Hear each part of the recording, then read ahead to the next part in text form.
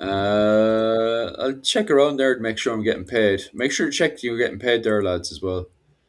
I Oh, I did. I never, did. I never bother. You have to click it on. Yeah, you do, you do. And I don't even YouTube, know how to click it on. just go into YouTube Studio and then Ah, go over to live. Channel content live, Yeah. I and can't then bother with all that. I never did. I don't like money anyway. My one was turned off. Thank you. I went and checked. Sure, what's money for? Drinking. Pay the ex-wife and kids. Aye. money for the kids. Money's for the kids. Yeah, that's all right, but she's welcome to it. I don't earn enough for me to feel precious about it. Like, I was Dennis this morning. Oh, that's good. You can all hear us anyway. It's the main thing. Kevin, how are you keeping, Kevin? Bye. Dennis gave me a great tour of Kinsale Oh, nice. and the battlefield and the stuff of Kinsale last weekend, last Monday. It was great. It was great. Aye. Thanks, Wayne, how are you Hi, keeping? Wayne. Hi, Kevin. Any news? Wayne's going to lecture us this morning on the O'Briens. What was it called? But you're going to have to go in the comment section and read it. Because Wayne's favorite faction in all of the island of Ireland is the O'Briens, isn't it, Wayne? Poor Wayne's only just in and he's already been bullied. What you mean? It's true. He does like the O'Briens. What was it called? Jim, how you keeping by? Any news on yourself, Jim?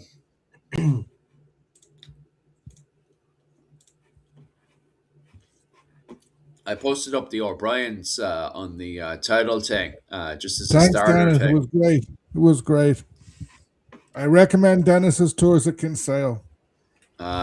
Is that good? And is it? especially from his farm, you get a great overview of the town of Kinsale and the very important places in the battle. Oh, really? It's great. Yeah. That's not bad, actually. How much is he charging, is he?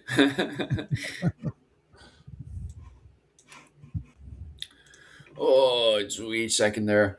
I do love the O'Briens, indeed, says Wayne.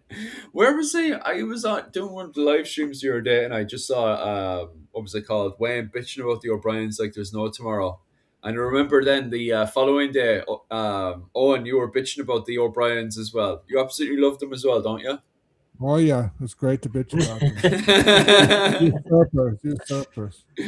I like the O'Briens. The O'Briens are awesome. Remember, it was the reason why we're all here today is because Brian Brood, you know? I mean, I'm very impressed. He left things in a mess. He smashed the system and didn't replace it with anything. I mean, to be fair, like we've really been at Leinster for that. Yeah, I was just about to say that. Is that not Dermot McMurray? What was it, Dermot McMail no more? He was some boy. You know, Dublin. You know, they all have a part to play. I won't. We're saying Northern Leinster because obviously Southern Leinster didn't rebel, but mainly because I think Brian Bruce's son was patrolling around there, making sure they didn't. But I mean, to be fair, yeah, like you said, if he hadn't messed it up, if he just left the e-nail to rule in Ireland, we probably would have had a better system in place. So, just saying, the e-nail peak. You need a Murphy. Oh, aye, that would be the Murphys of Cork by. What was it called? Is -9, Jim, -9 Fahrenheit or -9 Celsius centigrade? Because I know what that is in centigrade. I don't know if -9 Fahrenheit is cold or not. Because I can't. The system it's so nuts. 3 feet of snow, very nice. My brain is waking up this morning, lads. I tell you that. I'm so not. I'm still not in the back into like getting back into all this. It's still like brain just doesn't want to compute to it all. Yeah. Centigrade. Thank you. Okay, -9 centigrade. And is it -12? Ooh, that's cold. It's cold here as well in Okinawa, but I kept all the windows and stuff closed this morning, so it's nice and warm inside the home, in the apartment anyway. Oh, now Jim is saying Fahrenheit. They're operating with two systems just to confuse us. Just I'm not interacting with that stuff. I just nod my head. Anytime the chat gets too confusing, I'm just like, oh, that's nice, chat. Oh, okay, chat. It's the same thing with some of the surnames of the minor lords and stuff. When people start asking me about various surnames, I'm just like, oh, that seems like a very nice surname. And then I'm just like, well, we cover clans and dynasties on the weekend, so definitely pop on then. I know there was meant to be a woman jumping on to go and what was it called? Interrogate Mihal for the morning. I think she was talking about the Moors or something. She's not on now anyway, but she'll probably be on later, unless she pops up in the chat now. And which Moor she is? She an English Moor, an Irish Moor? So Wayne has good Australian summer weather, 33 degrees centigrade. Yeah, he's loving life there. Nice and warm this morning. 33 degrees centigrade. Remember the harp ad? Sally O'Brien from the 1980s. You could fry an egg. I actually remember watching it. Yeah. That's the weather Wayne is having at the moment. Wayne's loving it, like. Happy out. Head melting. Ooh. I remember I was like that over the summer, and obviously the wife was telling me, Philip, you need to do A, B, and C. And I was just, what was it called? If you don't, you'll start getting a heat stroke. And I just remember side my face just being like, oh, that's terrible. So hot. It was crazy. Like,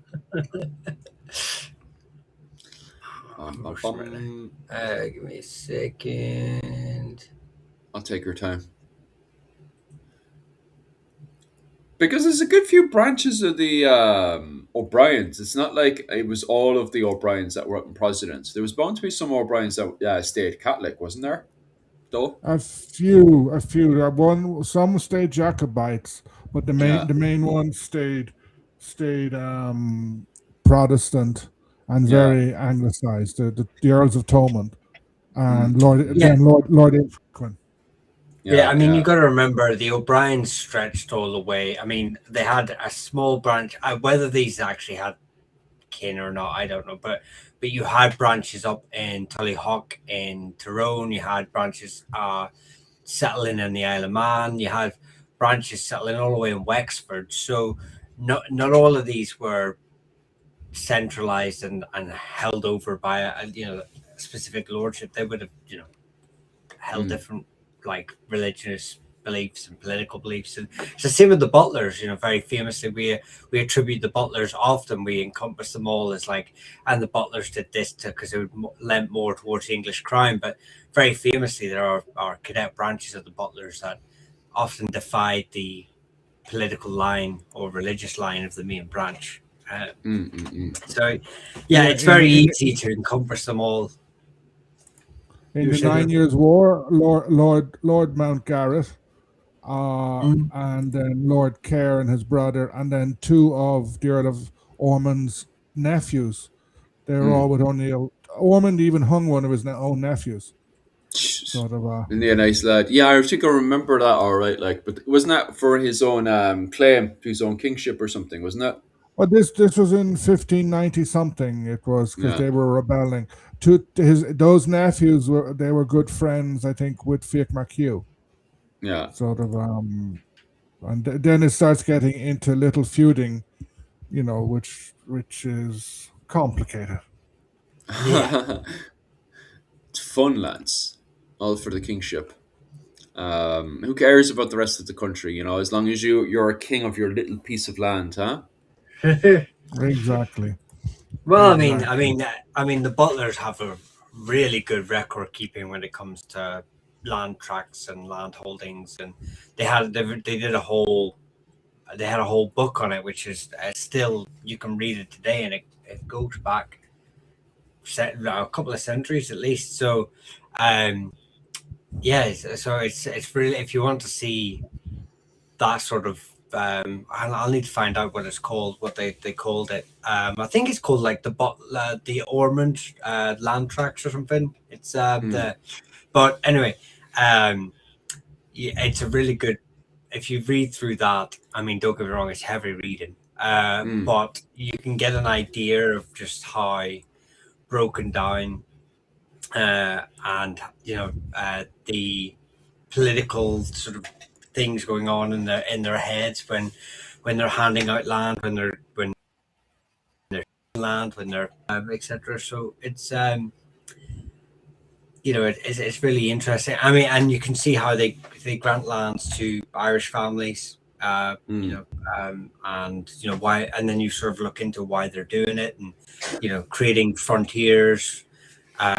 The O'Maras are a good example of that. The O'Mara family, originally from Kilkenny, end up in Upper Ormond.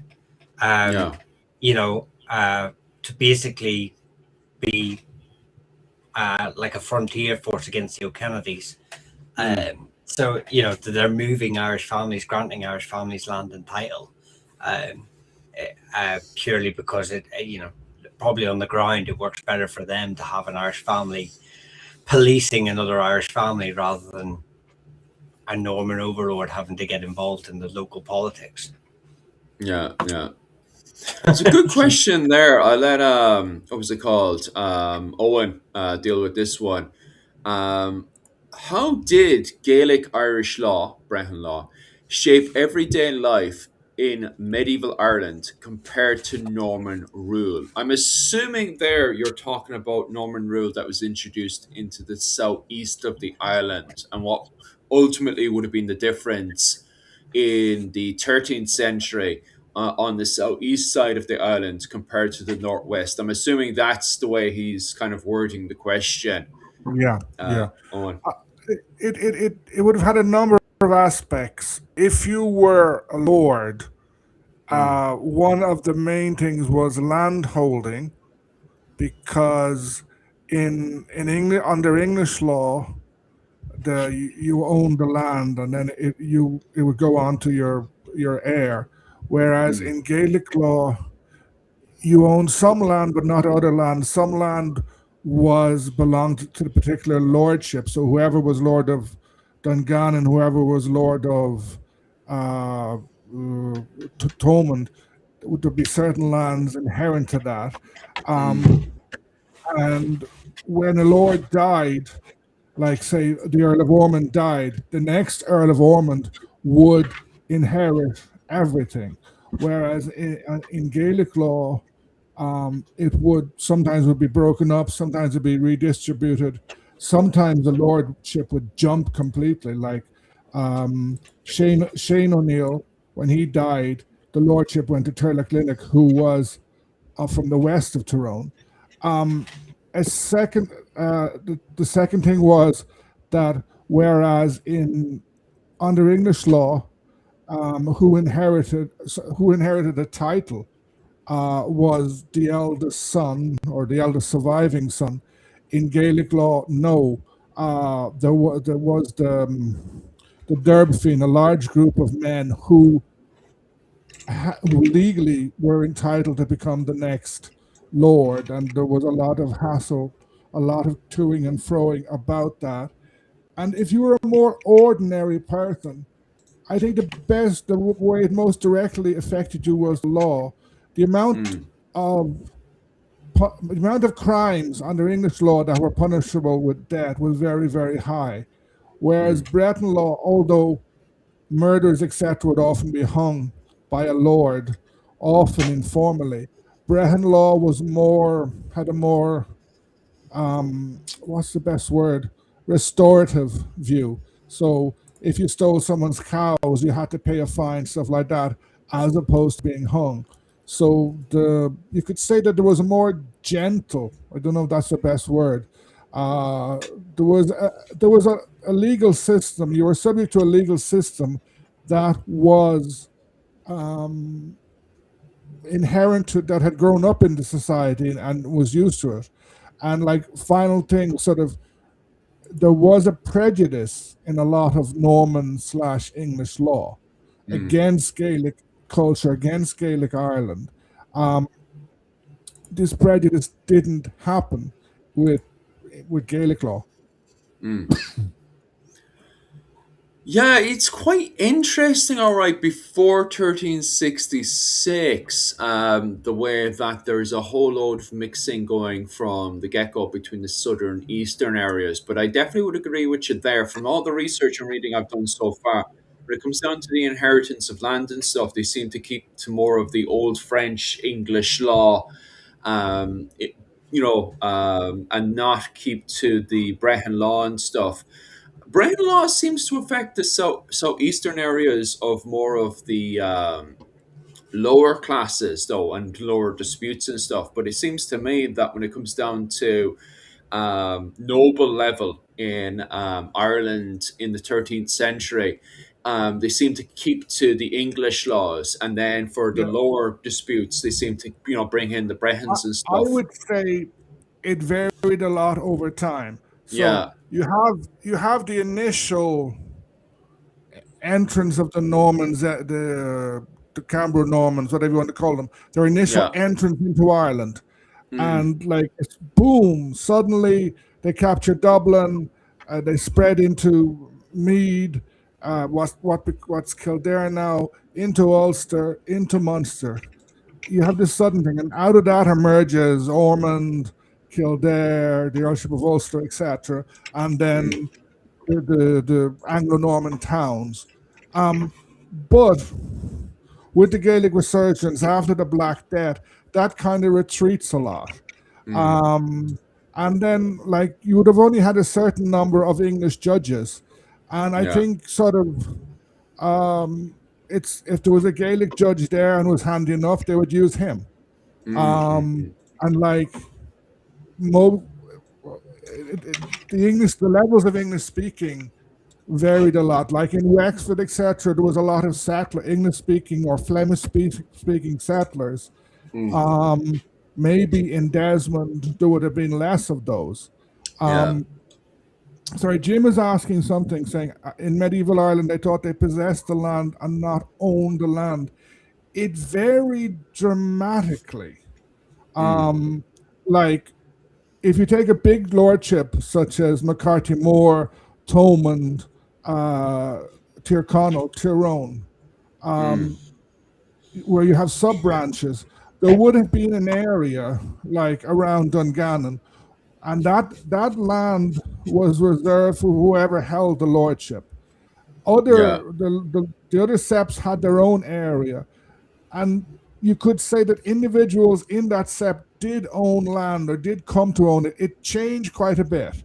It's Yeah. very dynamic and very flexible. Could they sell the land? Not theoretically, no, but sometimes they did, especially from the 16th century onwards. Like the last McCarthy Moore, he sold a lot of his land, Hmm. or better, mortgaged it. Like sort of when English currency was becoming more and more important, several lords would mortgage their land, and that happened a lot in the early 17th century as well. So land holding, it's something very flexible, something very tenuous. And if someone said the system was this and give you a nice tidy answer, that's wrong. There's no Mm, tidy answer. It's yeah. always complicated. Yeah, it Yeah. definitely does seem that way. Go on there, Michal. No, I just want to say, just to add another layer to it, that why am I so zoomed in when you put me on Yeah, mute? I was just thinking that. I don't know what the crack I is don't there, even know man. why I'm so dark either. Anyway, no, someone was saying about Brehon law, and Owen had sort of touched on different aspects of like it depends, and it really you think about this as well. Though, if you're an O'Kennedy, you are ruled by the butlers. So Mm, you're operating primarily on a local level, probably under Brehon law. mm, You're following some English laws that the butlers are maybe expecting you to follow. So you're sort of straddling that line. But then you think to yourself as well that if there's a succession dispute, you may have people who curry up and ask the butlers to support their claim. And this happens all over Ireland with the Norman family or later family, where you curry up to your overlord, the butlers, to support your claim. So therefore, you could be applying an English primogeniture eldest son. You could be the eldest son and going to an English court, basically using the English system to promote your claim against the wishes of your clan, who have maybe used Tanistri or Brehon system to give the title to their preferred candidate. So this just really reflects the flexibility in which lords within the system would straddle both English and Irish laws to basically gain power. They would just use any system to hand. It wasn't about this need to keep this Irish system or this English system or this innate sort of, typical, like, we need to keep everything Irish. The families and individuals would use whatever systems were available to them, to whatever laws were available to gain the upper hand, and that could be English law or Irish law, and that so it really was. It, like Owen has basically said, it depends on the time, depends on the individual. Yeah. And it was never static at any stage. Yeah. Yeah, I think the nail on the head, like we're talking about the 13th century there, because I think the question fits in more with the 13th century, especially when he was using the term Norman and stuff. Because it's very funny during the 10th century, well, the 9th and 10th century, when you have people fighting for the law of St. Patrick and the law of St. Columba, where they're trying to, in one half, fight for centralization of the island. Law of St. Patrick specifically is used to centralize the monastic settlements, and then you have this law of St. Columba, which is there to keep to the old decentralized ways. But because monastic settlements and city settlements were pretty much one of the same at the time, just as we're transforming into the urban city settlements of the Vikings, this whole thing of fighting for centralization becomes key, especially between political fighting between the Clan Owen and Clan Coleman, where you have this feeling of, are they keeping to the old ways or modernizing? So you could definitely see that in the 9th and 10th century. But when it comes down to the 13th century, I think people are fighting more to survive than anything else. You have the Normans who came in here like a sledgehammer, have smashed up the old society of the O'Connors. And now everybody's just, are they exploiting the situation or literally fighting to survive at the time? So I don't think, when you're on that forum of trying to survive, I don't think you care about the old ways or the new ways, So I definitely would agree with you there, Michal, that it does depend on the era that you're talking about. Oh, and you seem like you want to say something. Yeah, I was just going to say that go to any period in history and there's going to be tensions. There's going to be tension between people who want to centralize, if you can use that word, or who want more power. Those are in power, they want to pass it on to their descendants. And people who are not, who are less in power, and they don't want more central power. You always have that. You always have, like, Saint Malachy's bringing his reforms of the church, trying to impose, centralize the church in Ireland. Yes, the precise format of this tension, the precise format of these struggles change, and the entrance of the Normans changes things dramatically. Because I think it took the Gaelic Irish quite a while to realize what was going on, because it took a couple of years before they said, hold on a second, this isn't just a new group of warlords.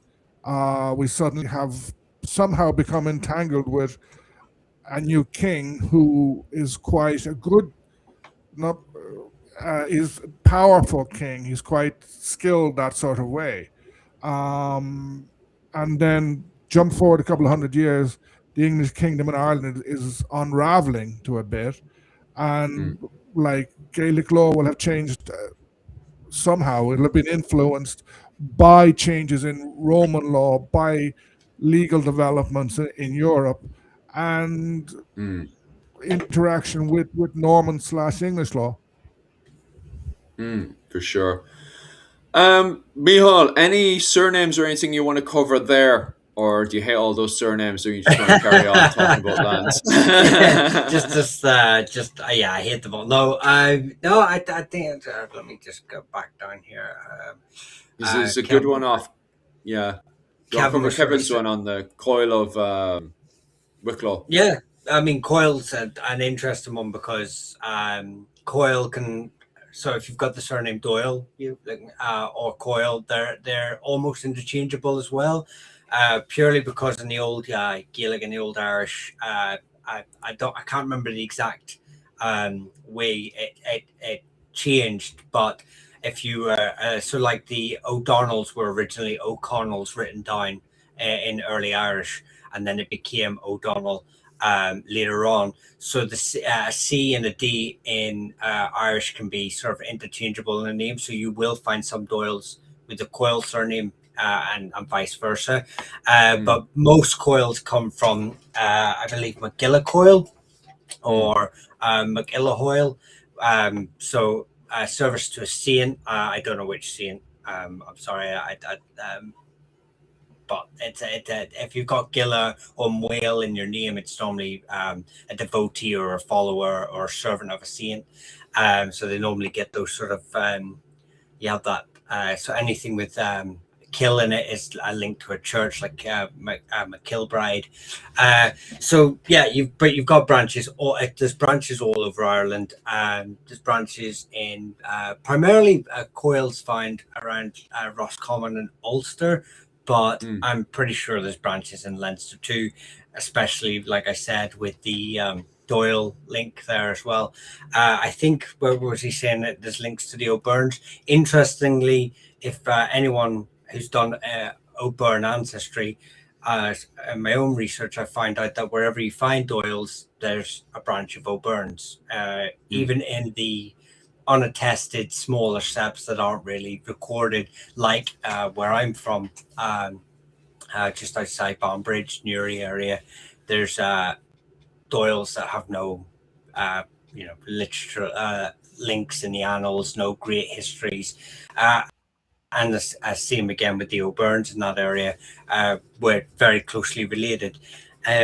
So yeah, it could be that the Leinster branch has same sort of link that I find there. But yeah, Monaghan, Roscommon, Tyrone, McGillahoyle, Coyle, McGillahone, Doyle, they're all sort of interchangeable. So you find it all over Ireland just because of how many variations it comes from. Yeah, seems fair. What else do I need to blastering? Any other questions or anything that you guys want to cover there? Someone was asking about McHenry and McCall. Yeah, McCall's you get McCall, McCullough, Cathmall. They're all sort of interchangeable again. It comes from multiple eponyms, so multiple origins. McCall with a CAL. It's also a Scottish branch of the family as well. So you find that main branches of McCalls tend to come from Tyrone. I believe they claim a Kennelowen sort of link to their line, but obviously you have the McCall with an A as well that sort of settled in the area during the plantations. So around Clogher, Tyrone. So finding out which branch you would descend from would be, I think genetics might help. But even then, there's plenty of pitfalls with genetic testing. But most McCalls come from McCullough, which is the original name. And they found Tyrone's the kind of heartland of that surname. Again, branches all over Ireland. McHenry is... in Scottish, in Scotland, I believe it's McHenry or Hendry or Henderson. It's sort of where you would get the you can have that variation come from Scotland. In Irish, it's originally McArmory, Yeah. and again, you get all these sort of variations of it. Again, it's found in Tyrone and Armagh are the main sort of areas, but it's also a Gaelicization of Fitzhenry. So you'll have Norman families who have Gaelicized their name, originally being Fitzhenry, and then they become Monkhenry. They, I believe, are found around Galway, and some secondary sources have claimed that they are part of the Burkes. Whether that's true or not, or whether it's just an attempt to attach themselves to a bigger king group or a more dominant king group in an area, it's hard to say. And then it's found in Armagh, Monaghan as well, which is they're said to be part of the older kingdom or king group of Archela. So yeah, you've got two branches in Ulster and one in Galway. Primarily are the bigger branches of the families, and then you've got the Scottish branches coming in too. So in Ulster. Oh, Michal did his homework last night. Anyway, that's the main thing. He's spitting out a whole load of information. What we were talking about earlier about land is quite interesting as well, because I noticed when the old French first moved into the southeastern areas of Ireland, straight away they don't really fully bring in the county system, do they? It kind of blurs in. Maybe it's just the fact that the old French, the Normans as we call them today, although they're made up of Frisians and members of the Anjous and Brittany, when they go into the southeastern areas of Ireland, I don't really see them going in there and suddenly bringing in the county system all over the place. I only really see the county system coming into Ireland in the 16th century. It's kind of funny that when the old French go into these areas, they're kind of, having kind of a more of a mixed system rather than straight away, the English system that we know today.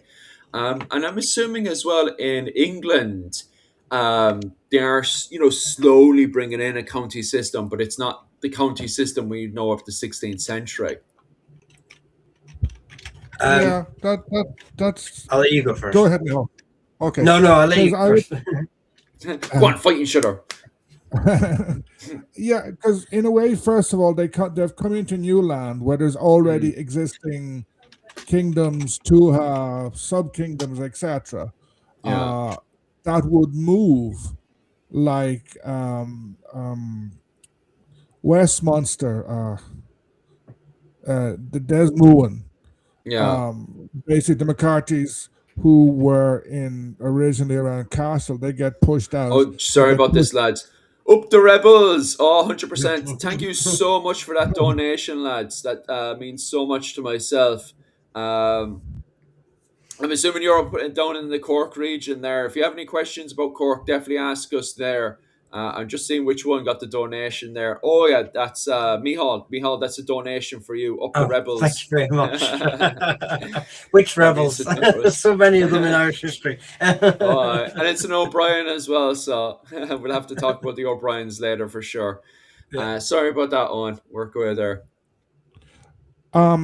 Yeah, so you already had these existing things, and then there are grants given out, like various Fitzgerald, etc.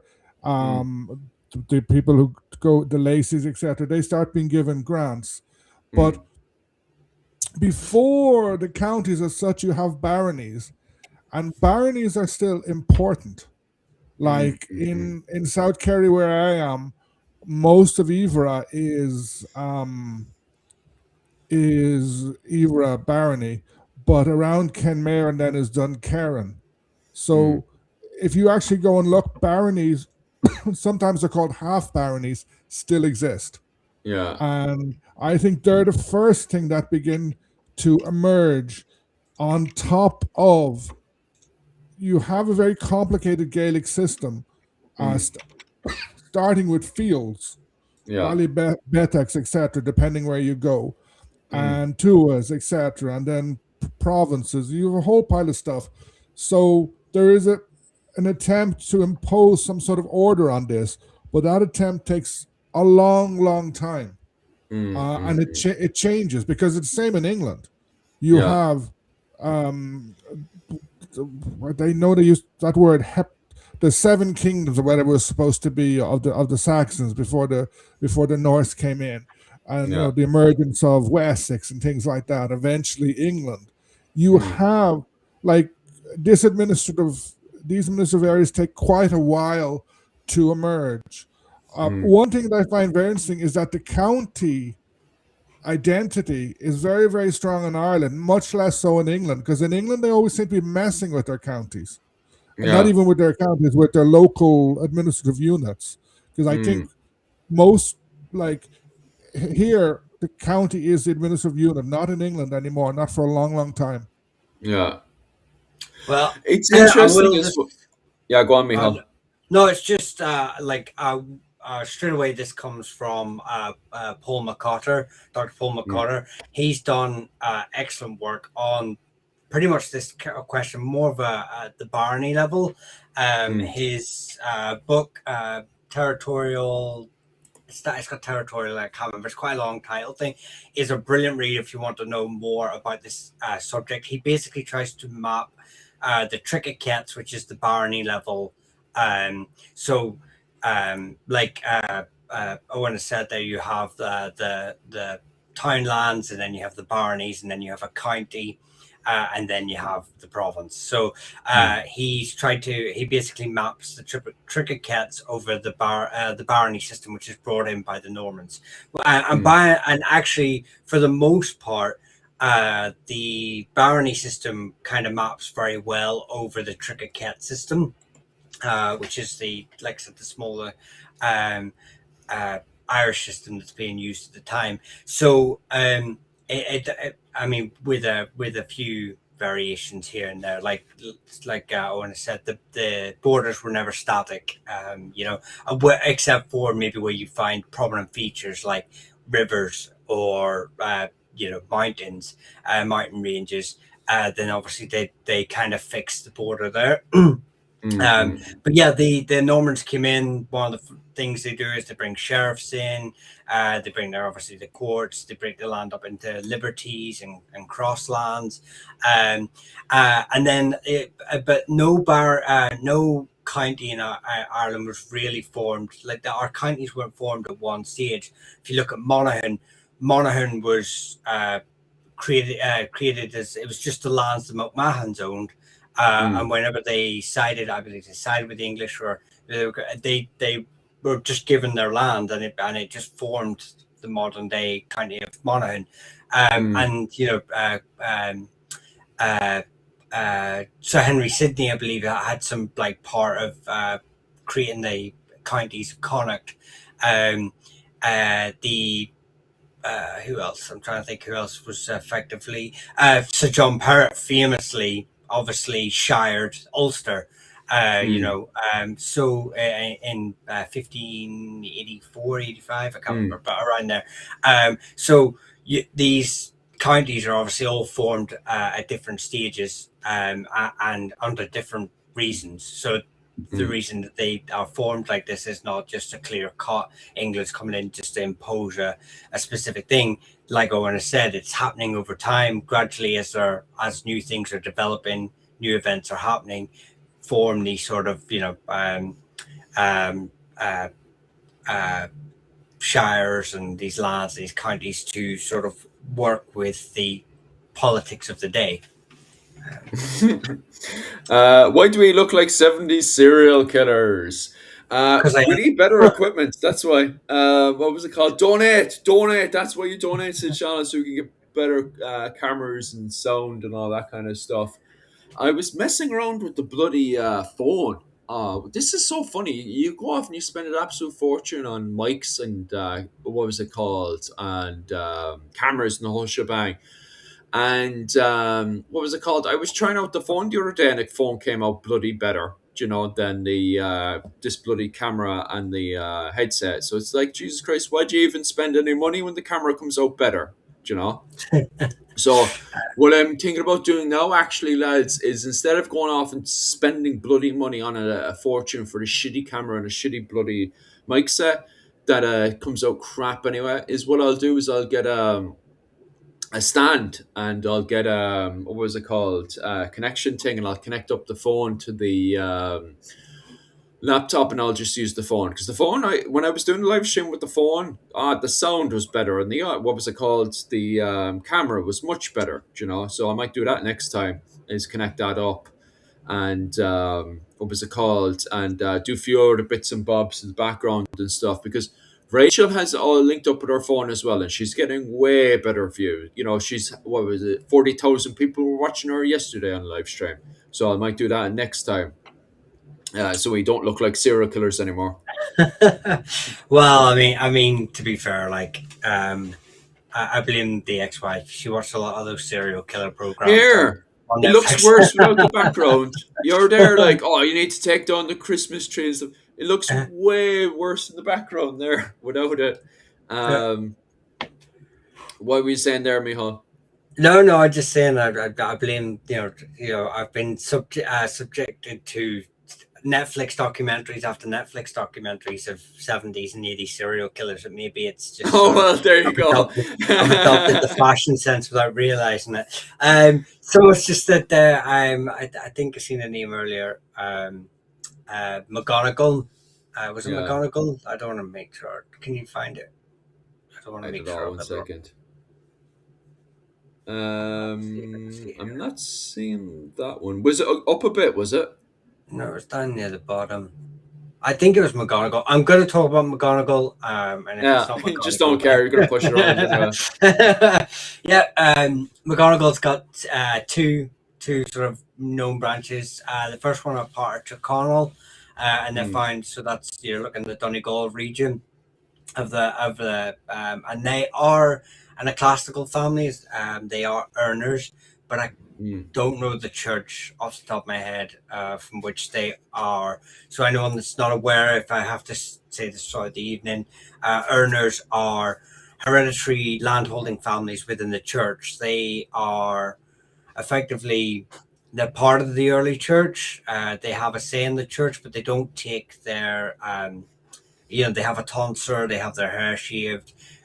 They are involved in the local politics of the church and a saying, and they even provide a lot of the habits for the church, but mostly they don't take their what is it, where you adopt the laws of the church, and I can't remember what it's Are you called. talking about canon law, is it? No, where you become a priest, you take on the you have to start abiding by the rules of the church. Anyway, they don't take that. So they even later on, they're still able to marry, they're still able to do a lot of these things that you can't do as a priest in the church. Anyway, so they're landholding families in the church. So McGonagalls are one of those in Tyrconnell. Another branch is from Scotland.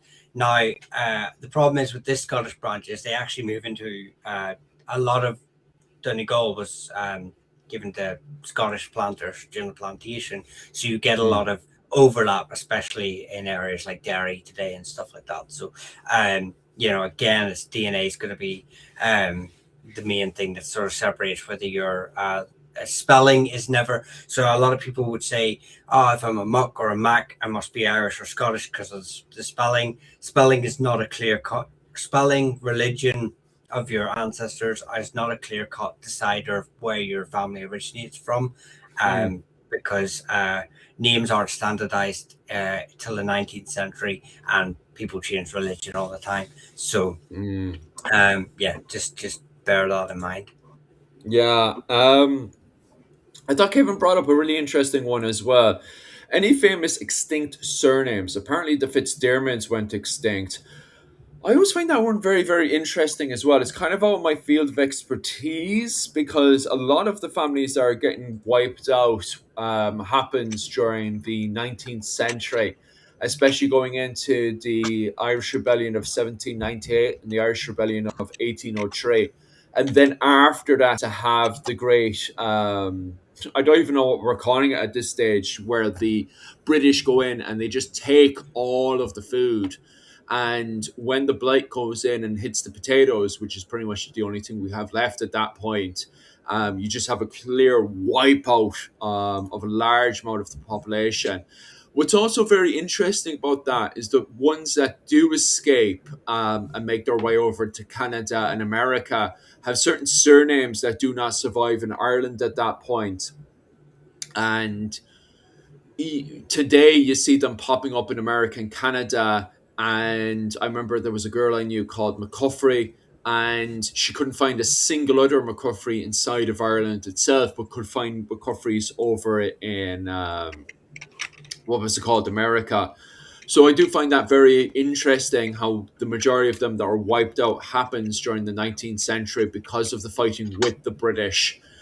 And on top of that as well, I think there's a few of them that when the old French come in, they have to change the spelling in their name. Like, for example, Gillypatrick, don't they end up becoming the Fitzpatricks and stuff? I don't know if there's a branch of Yeah. Gillypatrick that survives after that. I think they all just convert over and become Fitzpatricks, if I'm not mistaken, Mihal. Yes, so this is obviously a good question, but it's oversimplifies the question because what is an extinct surname? Because technically every Irish surname became extinct because we no longer Yeah. spelt them in the Irish format, or they were absorbed into another name, so we have surnames are absorbed, like the O'Hamilton, who became Hamilton. You don't get Yeah. O'Hamilton. A lot of names, basically by the 19th century, you don't have any Irish surnames. We've mostly dropped the O's, we've mostly dropped the mucks. And it was only in the 19th century that during this sort of like nationalistic wave that swept through Europe, and a lot of countries tried to sort of re-grab these links to their ancient heritages and whatnot, that we started to apply O and mucks to our names. We started to regalicize our names, often incorrectly. But so you would have, the MacAnvard family, who were the Wards, maybe families trying to go back to the original spelling of it. So a lot of names are lost through anglicization. Again, through that process, you have families that are different. So when any of my videos, if you're sort of saying, they go like, Lynch. So Lynch is made up of two eponyms. You've got the O'Loinzig and the O'Loinzicon. So that's two different names that both became Lynch. So you've lost those two original names. And that doesn't happen just in one place. The McCarthys are the same. There's sort of like 5 variations of unrelated branches of McCarthy that come from 2 to 3 eponyms. The same with Murphy. From about 3 eponyms. So you've lost 3 names and gained 1. So again, like I say, it's kind of hard to pin it down to like, and another, he does sort of say as well, like, okay, well, the Fitzgeralds are genetically gone. They no longer exist that we can find in a genetic sense. That one would be a bit harder to do. Theoretically, I know people who study surnames had said that on average, you lose, I think it's every year you lose a certain percentage of surnames globally. And we're sort of heading towards, in next sort of 200-300 years, China will have like basically one surname, Lee, and Korea will have Kim, and Japan, I know there's a couple in Japan that so England, Smith. So you can see that the demographic push as we sort of lose more and more surnames all the time. So I wouldn't know off the top of my head all the surnames are extinct, because primarily I don't research, and I don't get asked to research a name. Of someone going, oh look, I'm a Smith, can you research a name? Because technically they don't exist if they're extinct and no one's asked me to research them. But I do know the McDermotts of Roscommon. And there are, like I say, a few others, but it just depends on what parameters you are putting that extinction in. Because theoretically, 99% of our surnames are extinct because we don't use them anymore, or we've regained them. They're not actually in the correct place. Perfect. A good few questions coming in from TikTok as well. I'll let you zoom around there for those surnames on TikTok, Mihal, in your own time. A very good one there, pointing out the same problem that we're having is that, and Mihal has even noticed that himself, is that when I click on Mihal, right? So to get better views, we have to zoom in and out, right? Which makes sense, right? But the problem is when we zoom into poor Mihal there, his head suddenly balloons out and he looks like a serial killer. So both on TikTok and on Facebook this morning, everybody's complaining about and Mihal's taking the blunt of it. Poor Mihal's face looking like a serial killer this morning. But what we'll do is we'll experiment. What I found, right, and this is so strange, and I said it before to the lads, and what was it called? Jim O'Neill pointed it out, this morning as well. I did a live stream. What was it? And I did it on the phone. It came out a million times better.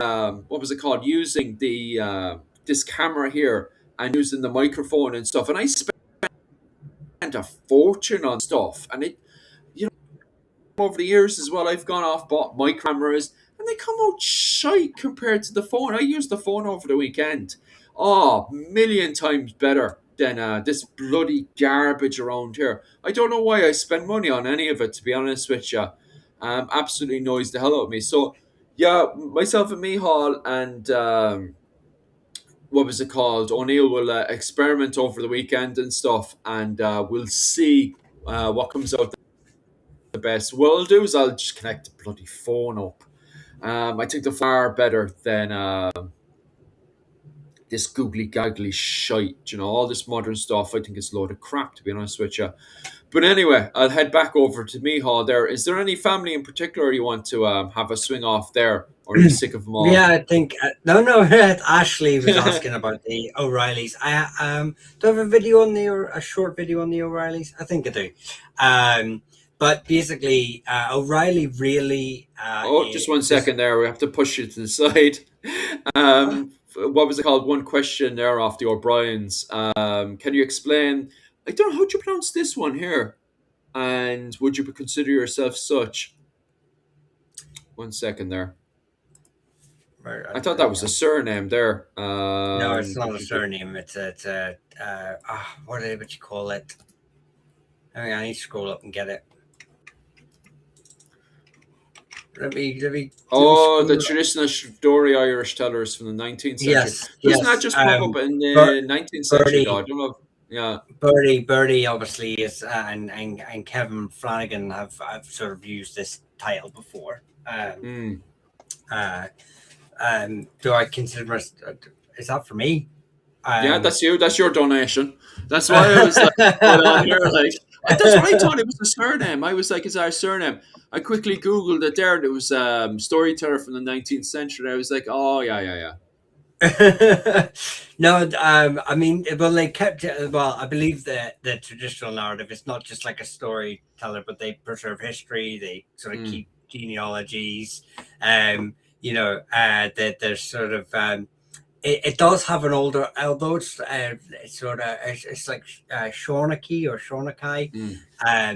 Like I said, I've more heard Birdie sort of reference it, Birdie Brosnan and Kevin O'Flanagan.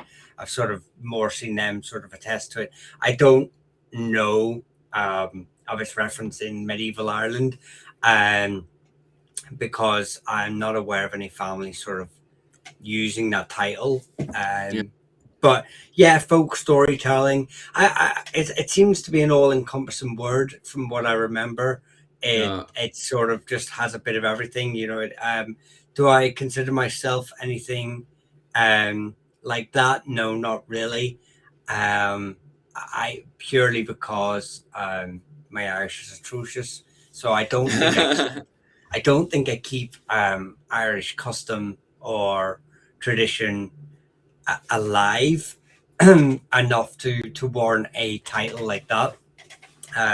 What I do is try and point people in the right direction to sort of find that themselves.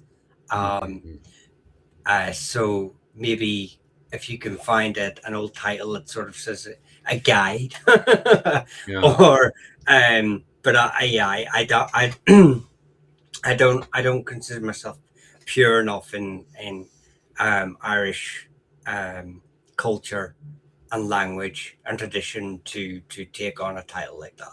Mm-hmm. Shawnee, there you go, Shawnee. Um, I knew it was something close to that. Yeah. We'll get back to the meat then of what we're actually good at, because you're more on the genealogist side of things, and I'm more on the Irish medieval history side of things, especially politically and warfare wise, is kind of more of our field of expertise, to be honest with you. I just let Michal there swim around. I was like, Michal, don't drown there, will ya? No, I mean, like I say, I'm interested in, I suppose, like I say, if I'm reading a history, but if Philip and I, we sort of share the same sources. If I'm reading the history book, I'm looking for the names. I'm looking for the families who are involved in the politics of the time. So I'm looking at, all I'm looking for is names all the time.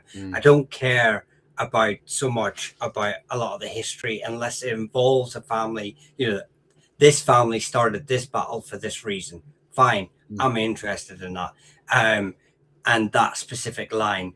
Whereas, but I don't care what's happening in the wider kingdom. I don't care. I just, Doyle did this for this against Butler. That's what I read. But Philip would more look at the, well, why did they do that?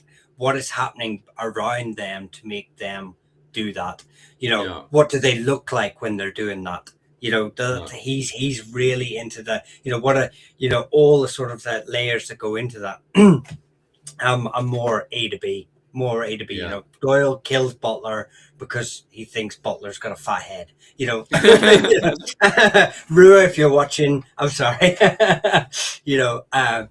But so, and that's why I need Philip, because Philip will explain a wee bit more, and he'll tell you what's happening in Europe, and he'll tell you, obviously, naturally, I end up learning all this sort of stuff as well, because sometimes you need to dig a little deeper, but but I'm more interested in, why are king groups moving? Why are they migrating? Where do these king groups come from? Who is the ancestor of the Fiacre?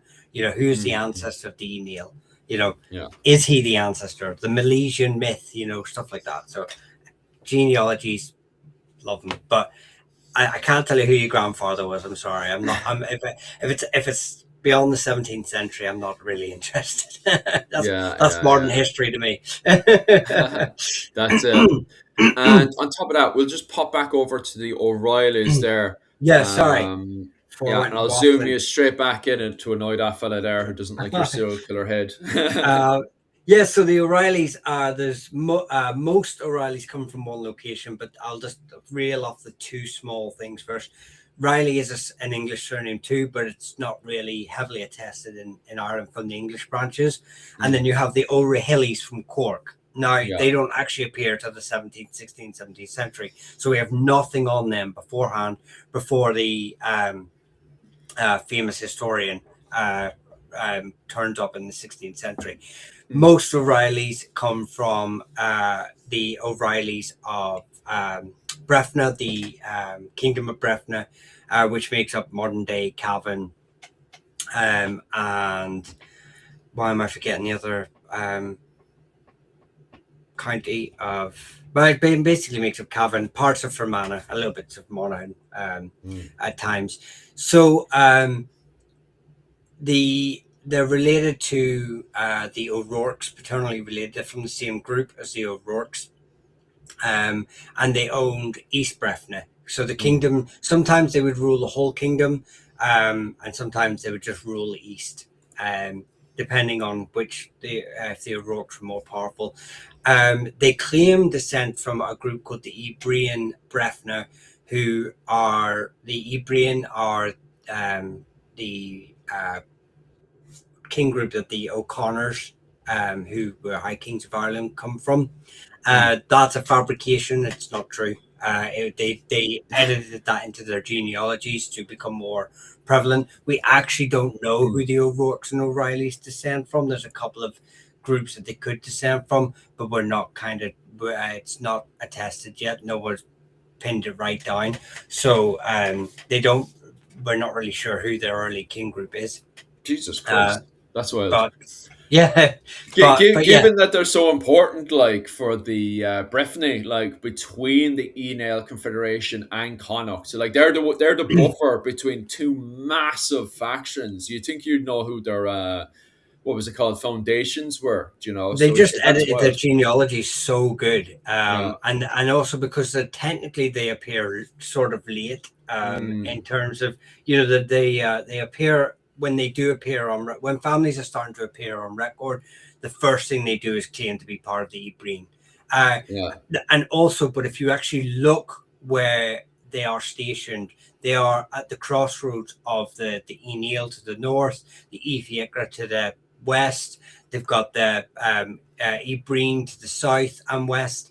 They've got, they're completely surrounded by all these major king groups in the area. That it really is hard to distinguish where they're from. We think they pushed in from Leitrim, so they're probably from a king group around Leitrim. Most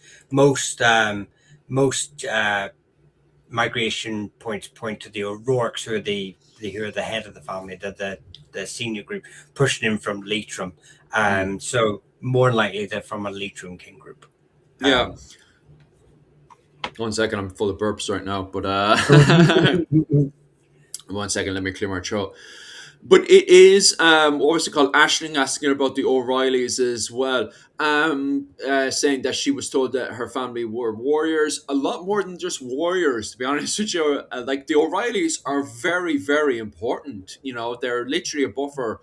Not just during the early medieval period between the Enel Confederation and Connacht, but later on again between the O'Neills and the Bergs. When the Bergs take over the administration around the Connacht area and stuff, they continue to become that major buffer. So they're one of the major important king groups, clans in that region. So I would say the O'Reillys are definitely very, very important group for sure.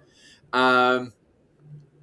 Owen O'Neill, what was it called? Do you have anything else to add into that conversation of why Breffni is so important, why the O'Reillys are so important? And do you have any idea about the foundations of the O'Reillys? I'm not sure the foundations, but Breffni was a march area.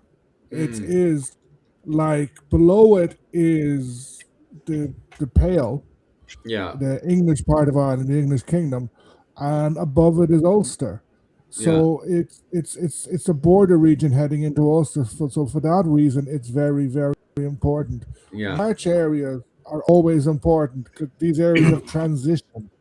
So that you have, like, I think that the O'Reillys, I could be wrong, but I think they developed markets, and then I think Cavan could have been developed by them quite early.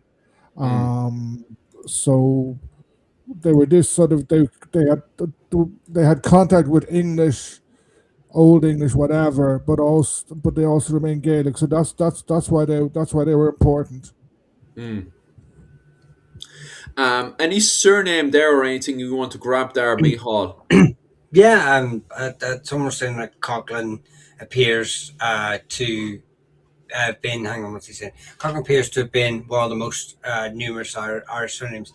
Again, it's one of those names that, just due to multiple eponyms, they come together and sort of form the name Coughlin, the anglicization of Coughlin. So you have, I think, the McCoughlins are more associated with Offaly. And the O'Coughlins are where are they from? Cork, the Cork area. are primarily where you would find Carberry areas where the O'Coughlins. But like I said, that you get these. The thing is, not every that this is something that kind of breaks a lot of people's hearts whenever they ask me about a surname.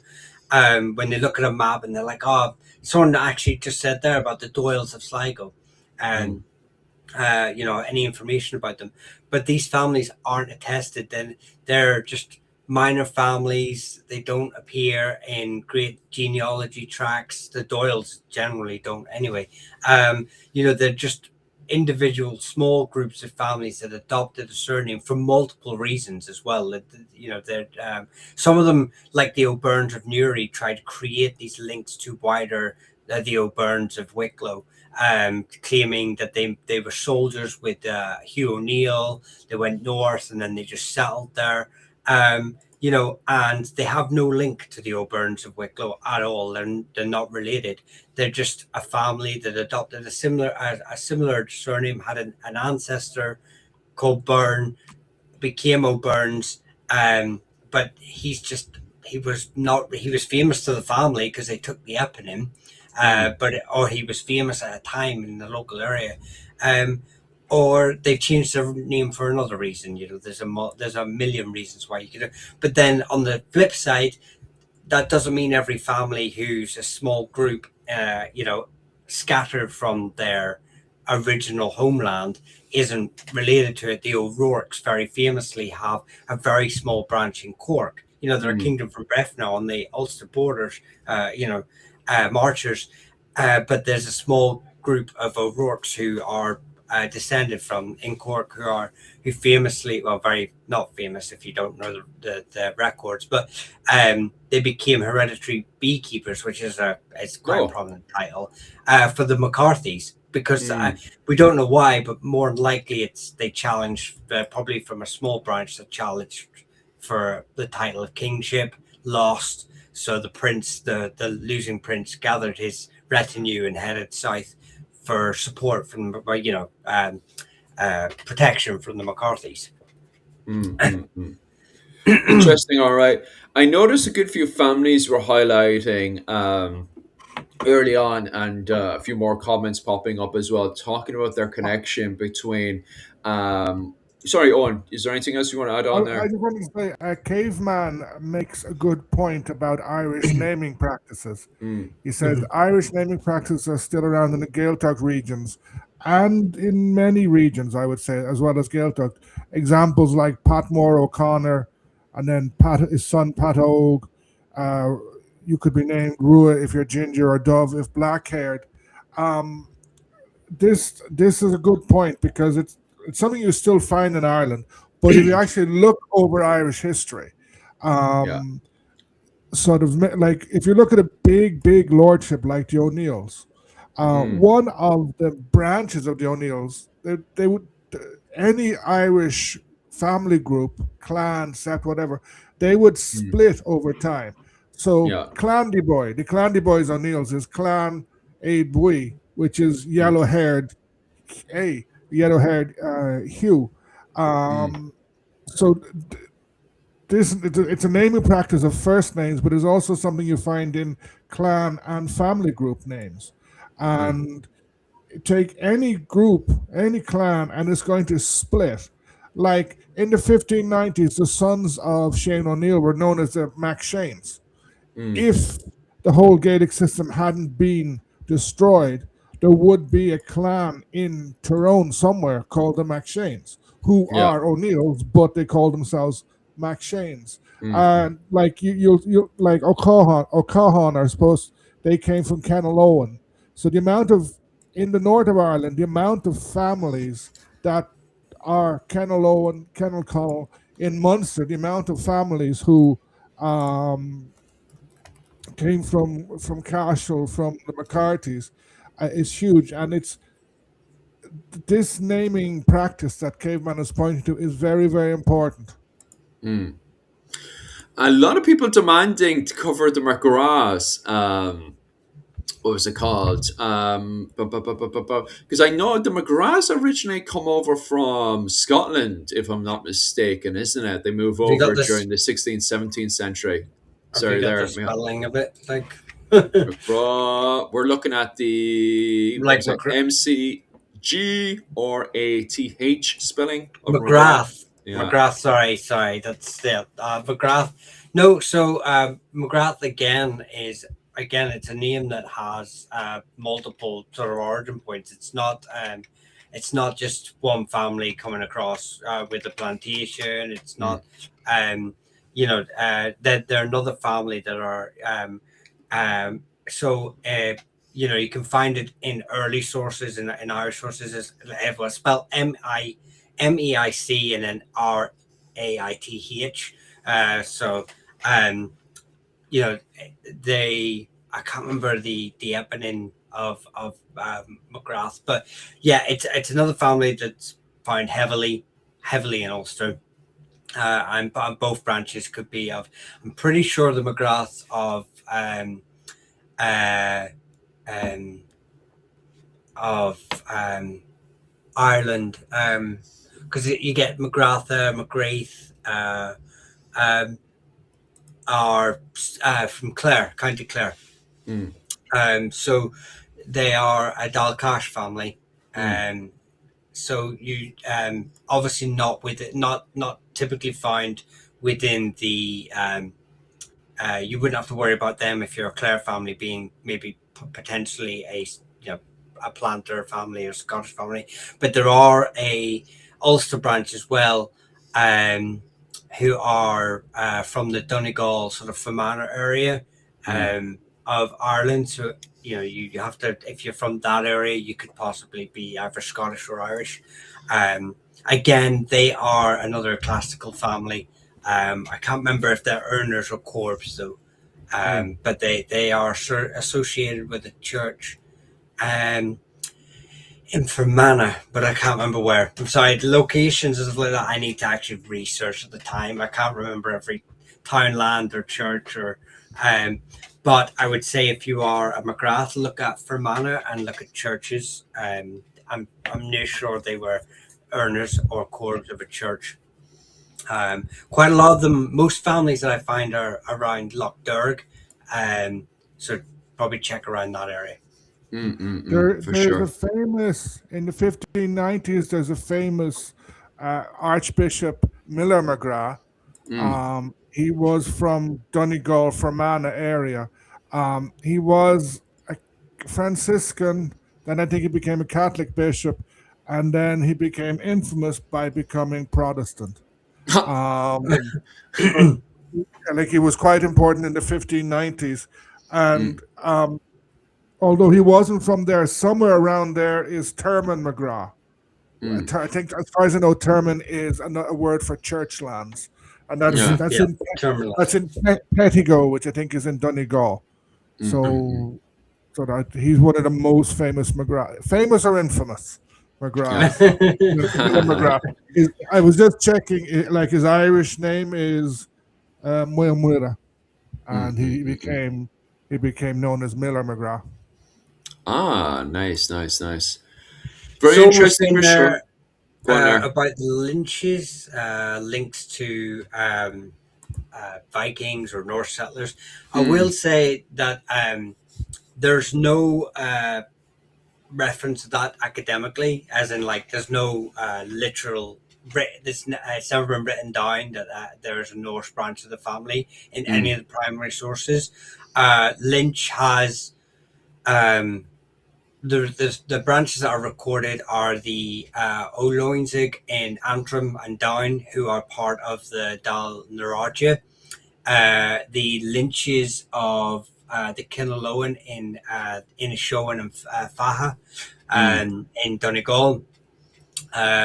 So they're part of the Kinaloan. The Lynches of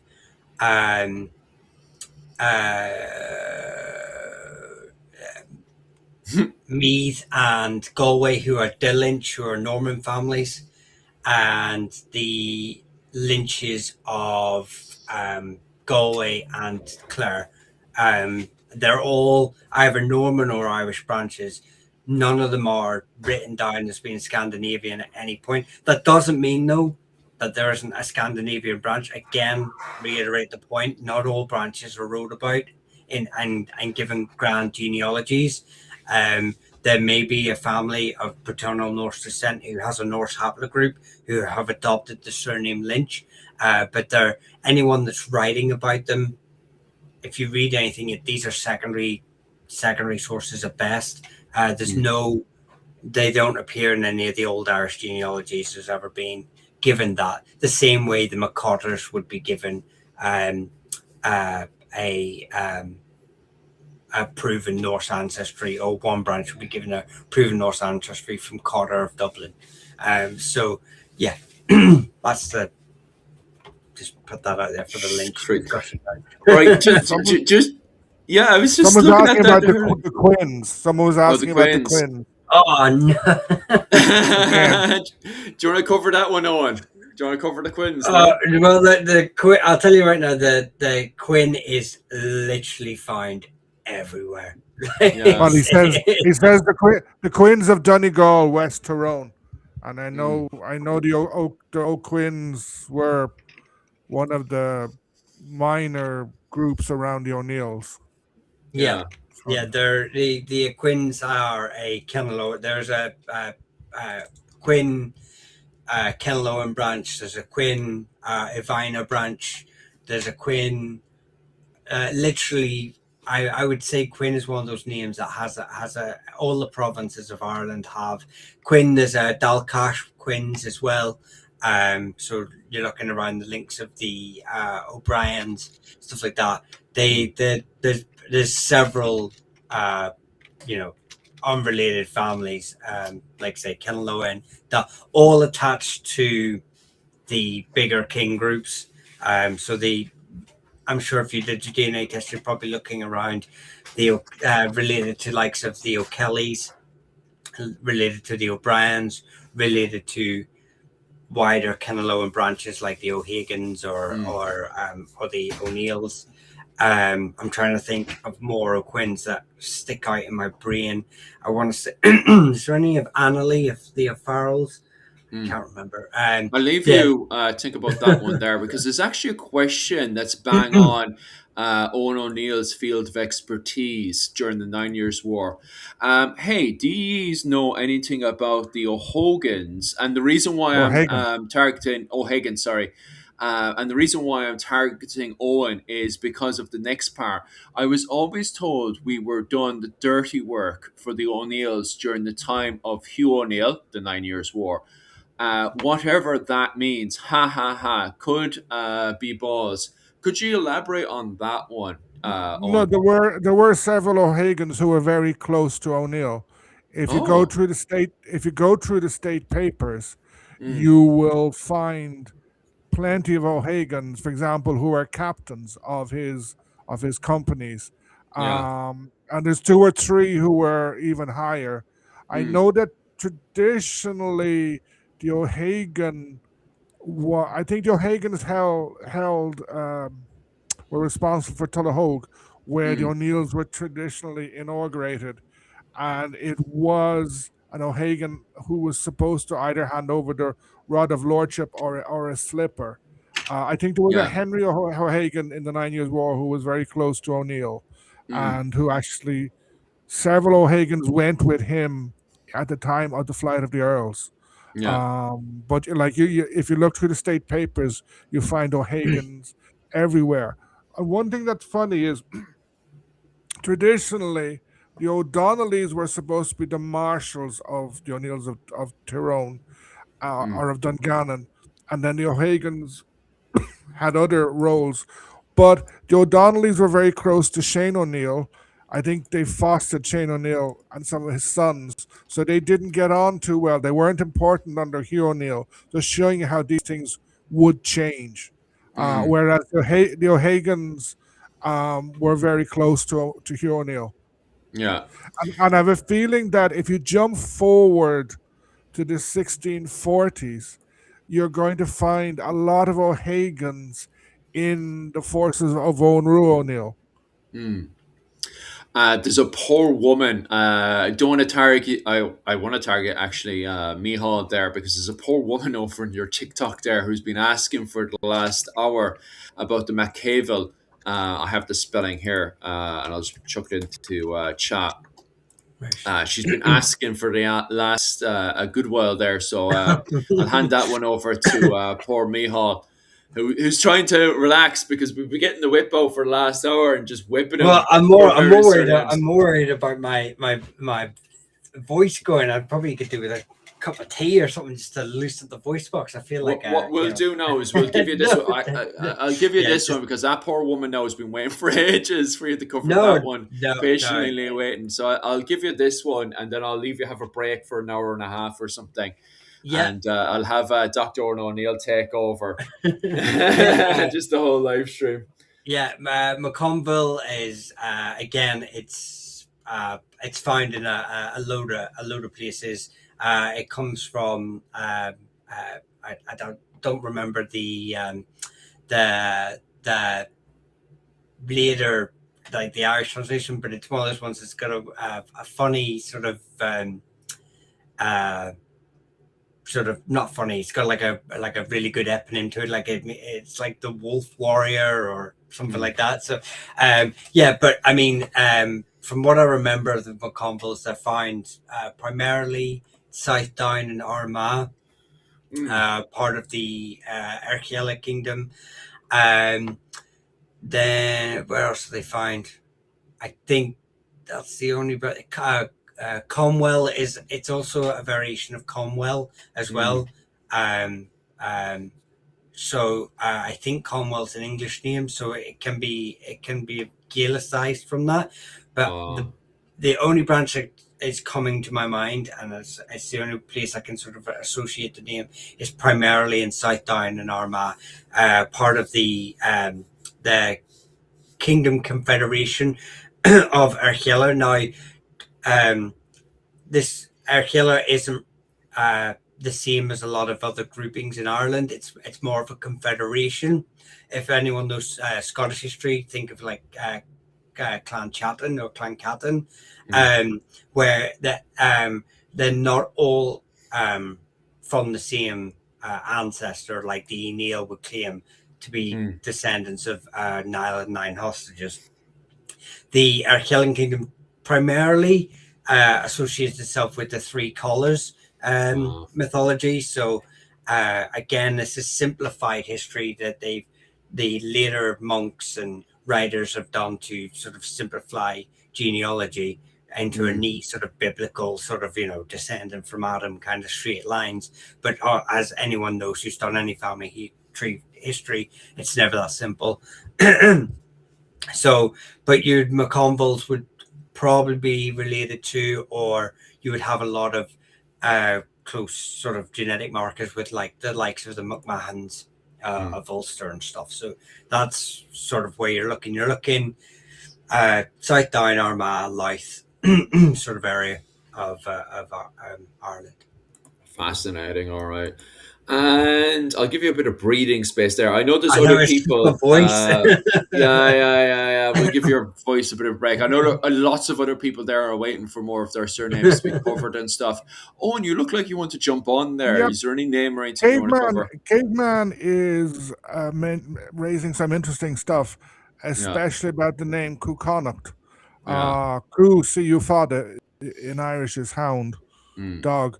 But like Connacht Maguire was used a lot by Maguires, and in fact, if you go and look, you'll find sometimes it's every 2 or 3 generations. Sort of Hugh Maguire, the famous one who was killed in 1600, his father was Cucconnacht, and his younger brother was Cucconnacht. But perhaps the most famous Cucconnacht was the younger brother of Hugh Maguire, because it was he who organized the Flight of the Earls. He went to the continent, and he got the ship and brought back the ship that O'Neill and O'Donnell fled on. So he played an interesting role in that. And then he unfortunately died within a year because one of the saddest things about the flight of the Earls. It's many sad things, but when they end up in Italy, all the young guys, the young lords, they die very quickly from malaria and stuff like that, and like Cuconut and um, Rory O'Donnell die very very quickly, whereas Hugh O'Neill Mm. survives for another 12 years. Yeah, yeah, yeah. It's So fascinating stuff, all right. Like, yeah, and something I want to bloody correct on this one here is the blasted hurling one. 1 second, somebody said that the Normans had brought hurling into Ireland, and that's a load of crap because you can see that in the Finn cycle.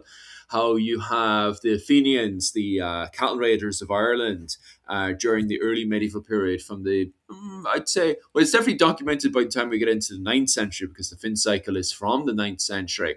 But it's definitely pushing back at least to the 7th century, way before the coming of the Normans onto the you island of find Ireland it. where people are playing You hurling. find you find stories of hurling in Cuchulainn as well. Yeah. Like so, like I'm sure he had loads of hurling matches in which he ended up killing loads of people because everything he did, he killed people. Yeah. Um, and then there are um, what I was going to say. I'm fairly sure that there is a gravestone. I don't know if it's in Scotland or in Ulster, which has Mm. a Hurley on it. Yeah. You Yeah. know, I've sort seen of. that as well.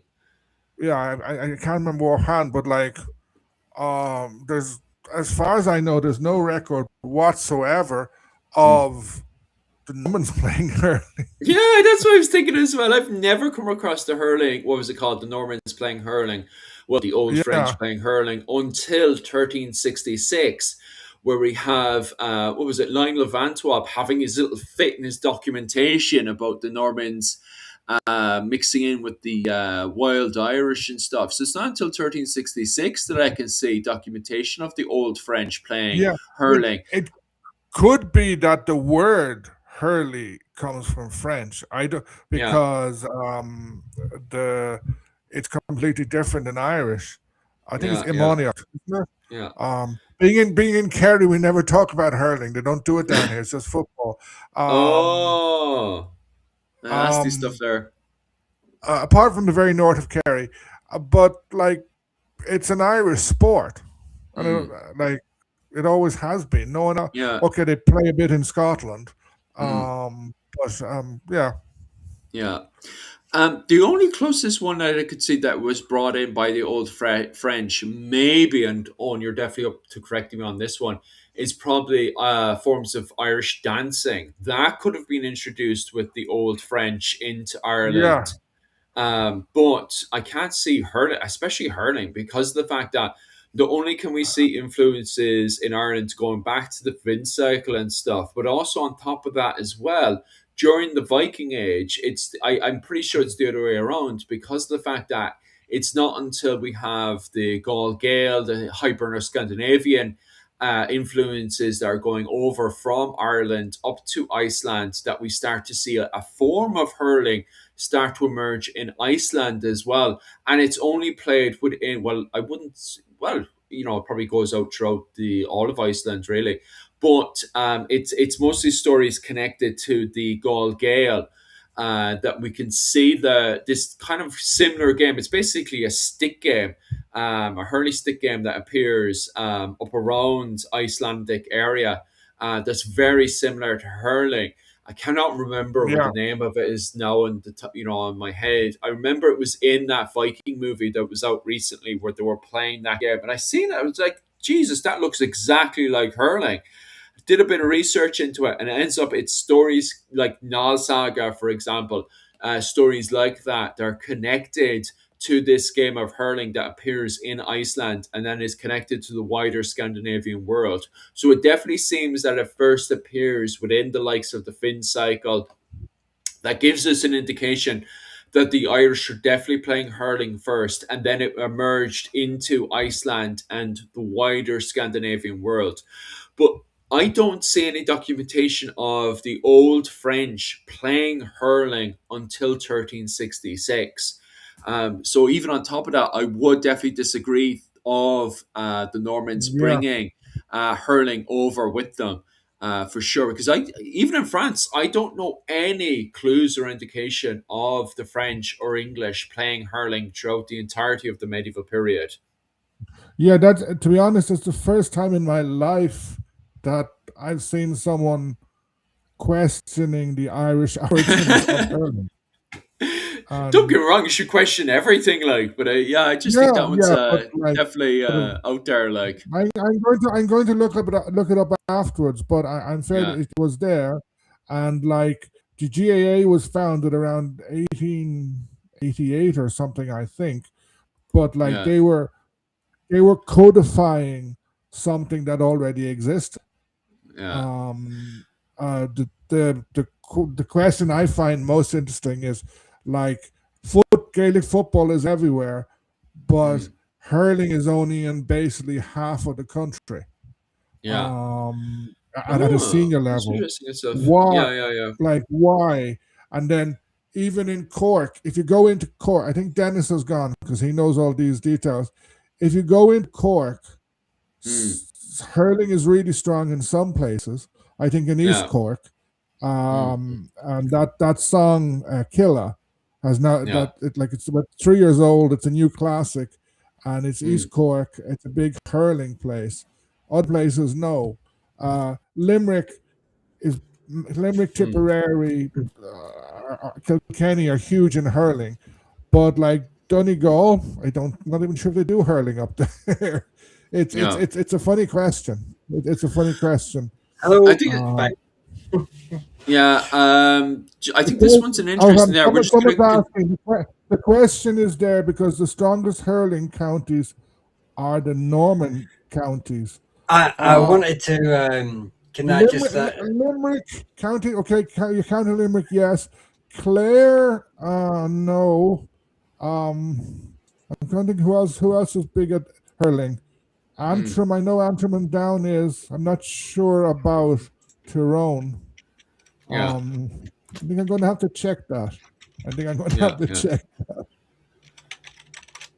And Ba, ba, like ba, ba, ba. Kilkenny, Limerick, Cork are Mm. okay. I'm at risk of causing a new civil war by saying this. I think they are. Well, Cork is the greatest hurling team on the what was it, the island of Ireland. That's always been the Yeah, case, and that's always been fact. But I I'm would say neither that's more of, agreeing. what's that? I'm neither agreeing or disagreeing. Well, it's just a But fact, to be honest with you. Go on. okay, I think Fanula has just typed in Kilkenny, and Stephen has just said check the hurling stats. Claire question mark. But like Cork was very mixed. You had lots of Irish there and lots Mm, of and some Norman things. Clare Clare is basically O'Brien's. yeah. Kilkenny again, it's mixed. Yeah. Um, Well, Cork is very much dominated by the McCarthy. It's always the McCarthy families and stuff that pretty much dominate that side yeah, of things. I'm going to continue to ignore Mihal because Mihal's been there in the background going, I have something to say. I have something to say. And I'm like, Mihal, I thought your voice has gone to hell. You're suddenly Yeah, back but with we're not going to enthusiasm drink. when it's a game of hurling going on. What's going on here? What Well, you have to add actually, in? no, I'll say like hurling is definitely the best sport. Like Yeah. I can only really speak for Ulster, but Antrim is definitely the biggest county Mm, for in Ulster, and Tyrone is more Gaelic football rather than hurling. You get some. There's quite a few clubs my wee boys play for. Clubs up my way in North Down as well. So, um, it's popular. But I will just say, I heard something mentioned. Like I couldn't answer because I was in the kitchen, but I could hear it. I don't know if you answered. Did you reply to the answer on the? You were saying about the grave slab in No, I Donegal. think Owen was talking slightly about it. I yeah, but I want you couldn't to remember expand where on it that one, though. was. There Yeah, is a so great slab at a Hurley. yeah, I know this because it's my symbol for clans and dynasties.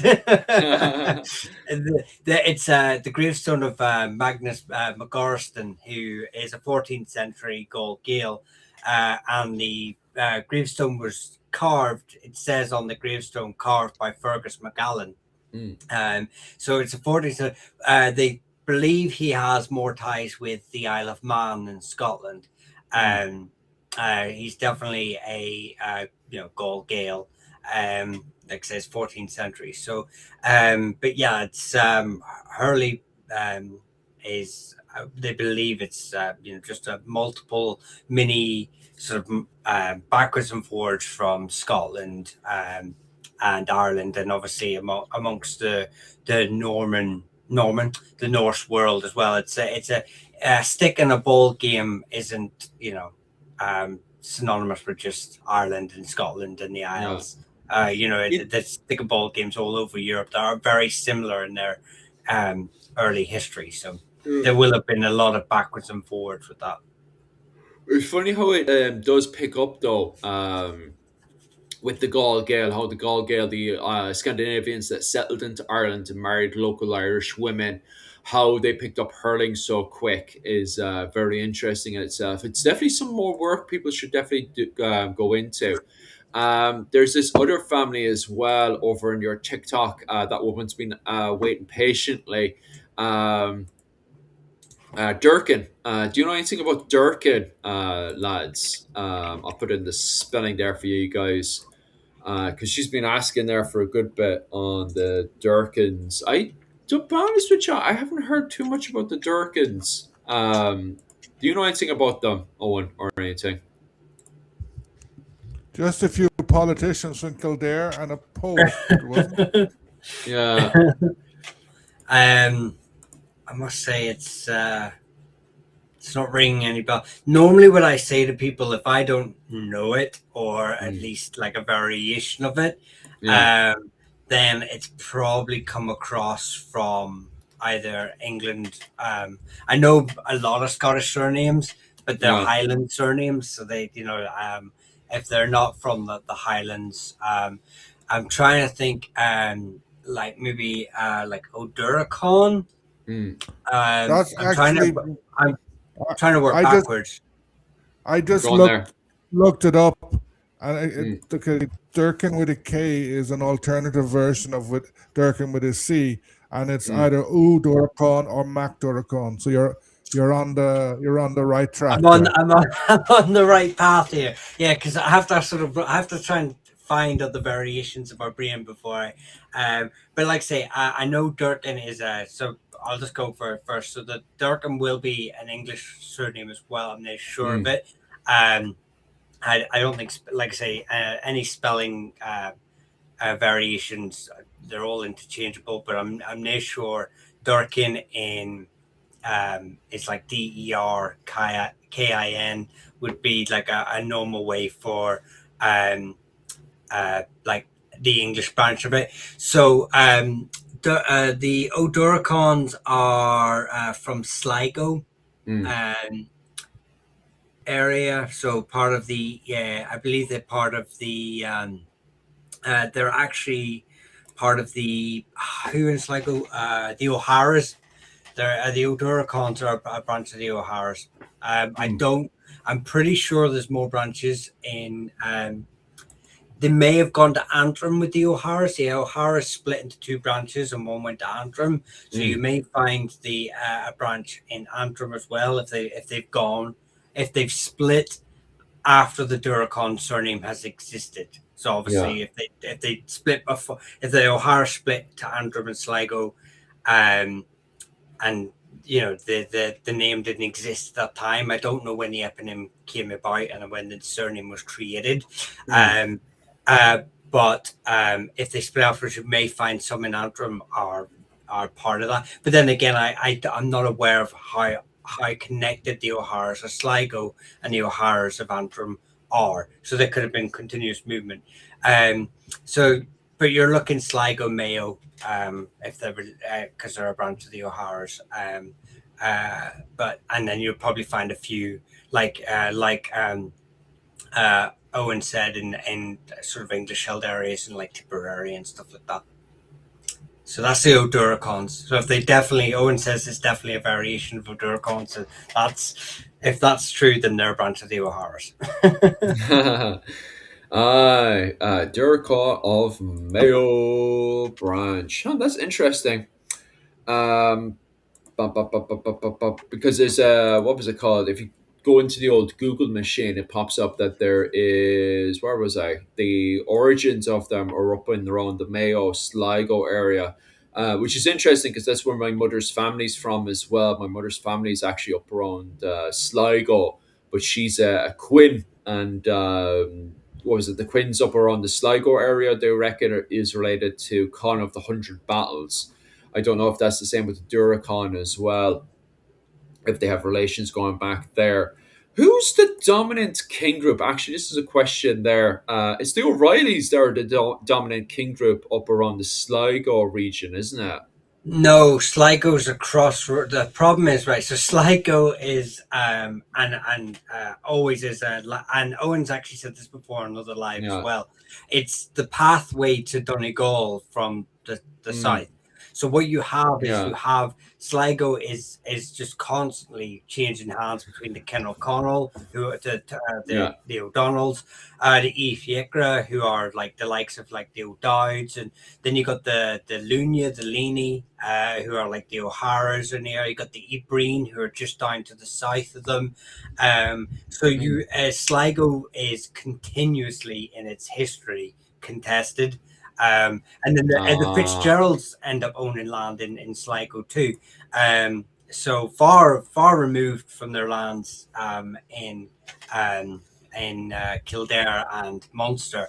They own land there around the 14th century. So because the Battle of Ballyshannon in 1247 is they've got lands there at that time. So yeah, it's a hotly contested area throughout its history. So it would be very hard. You would just have to kind of rely on the main families of the area and their genealogies. So like the O'Connor Sligos, their Ibreen, all these sort of families. You'd have to rely on their own personal genealogies, which we all know can be heavily rewritten for propaganda purposes. So for sure, that would explain a lot. I think the fact that area is constantly contested. Just in relation to Sligo, because it was important, and because it was between different much more powerful lordships, especially Tyrconnell. It's like you have it as Michal was saying, it changes a lot because the O'Donnells, they always wanted to push downwards into Connacht. They always claimed lordship over Connacht, which is why you find in the 9 Years' War, you find Reggie O'Donnell raiding down as far as Thomond, as Clare. And he pretty soon, he moved into Sligo very quickly. Sligo town gets burnt, and the Sligo Abbey and the cows, they get burnt, ruined a lot because O'Donnell is wanting it. The English are trying to hold it against him. The Battle of the Curlew Mountains actually occurred because I think Granuail's son, what's his name? He was a Burke, Nalong, Tibbet Nalong. I think he was being besieged in Sligo, and the English were going to try and rescue him, and they became a cropper. And like O'Rourke at times would have pushed into Sligo. The various Burkes in Mayo would have pushed into Sligo. So it's kind of between everybody, and always getting other bigger lords are always interested in it. Fascinating stuff. Just last language again. A question I'd never heard of. Nick Gillavihel, or Vickle. Nicola Vickle. Did you ever hear the theory that the Manx language is the lost Irish dialect of Leinster? I never heard that theory. To me, Manx is the same as like the Irish language Yeah. in and Scots Gaelic is slightly different. And you had a former Gaelic in Manx in the Mm. Isle of Man. I wouldn't say it's the lost dialect of Leinster, and It's kind of it weird would how have. he says it. Like, go Yeah, on. I am But sure it was its own dialect of Gaelic, its own. Yeah. You could even call it its own language because, like, when did Latin turn into French, into Spanish, into Portuguese, into Italian?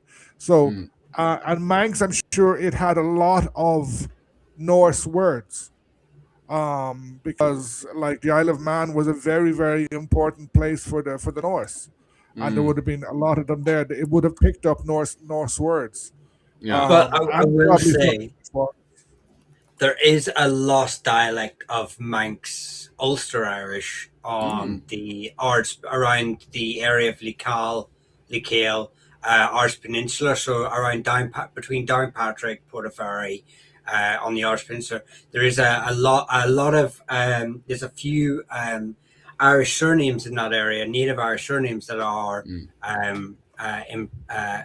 due to the translation imply a Manx sort of link. So, Mm. and in some of the locations. So, obviously, that dialect has gone because it was very small area, and that area was heavily, sort of colonized by the Savages, who are a Norman family, and then, other families came afterwards, like the Wards and stuff.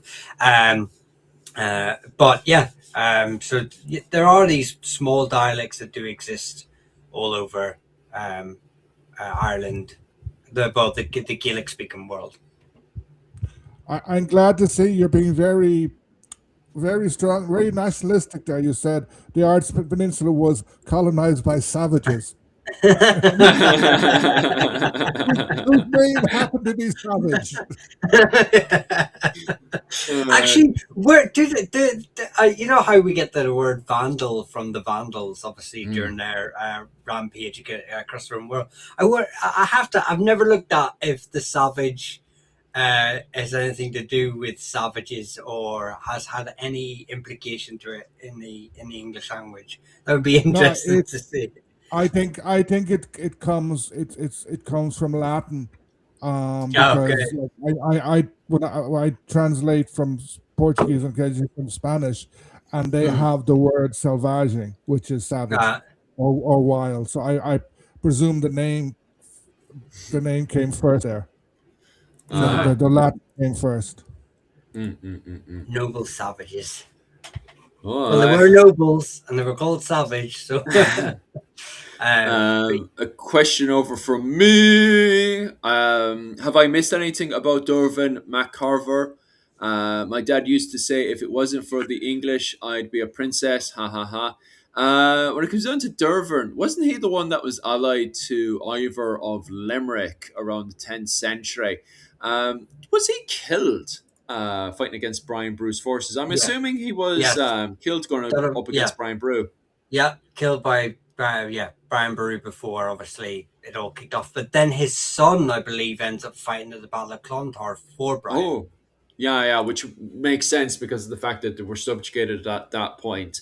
Hmm. That whole bloody thing was a massive, like, because it's very funny today because we look back today and we see, Vikings versus Irish. And in fact, as the comment section has pointed out there, that's not the case at all. That we should really look at it more as clan fighting more than anything else because this kicks off because of a blood feud between Brian Brew and Ivor of Limerick, and then there's blood feuds kicking off left, right, and centre around the Clare Limerick area. Oh, and Tipperary as well with Cashel, which is very interesting in itself because of the fact that we, most of the time kind of zoom out and look at it from a perspective of Irish versus Viking rather than kind of zooming into it and looking into all of these little Tuat factions, the clans, as we say on YouTube these days, which makes a far more interesting conversation,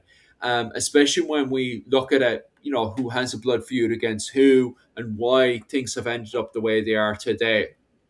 Because, as the comment section pointed out, if it wasn't because of these blood feuds around the 10th century that crippled a lot of these Tuits, especially going into the Norman invasion of Ireland, the history of Ireland definitely would have been different for sure, on who would have ended up where for sure.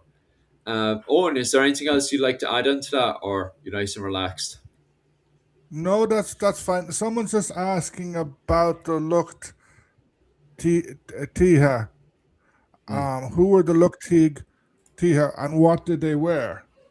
Um, as far as I know, they were like the specialized, the specialized, not servants. They were sort of lesser families who worked for a more powerful lord.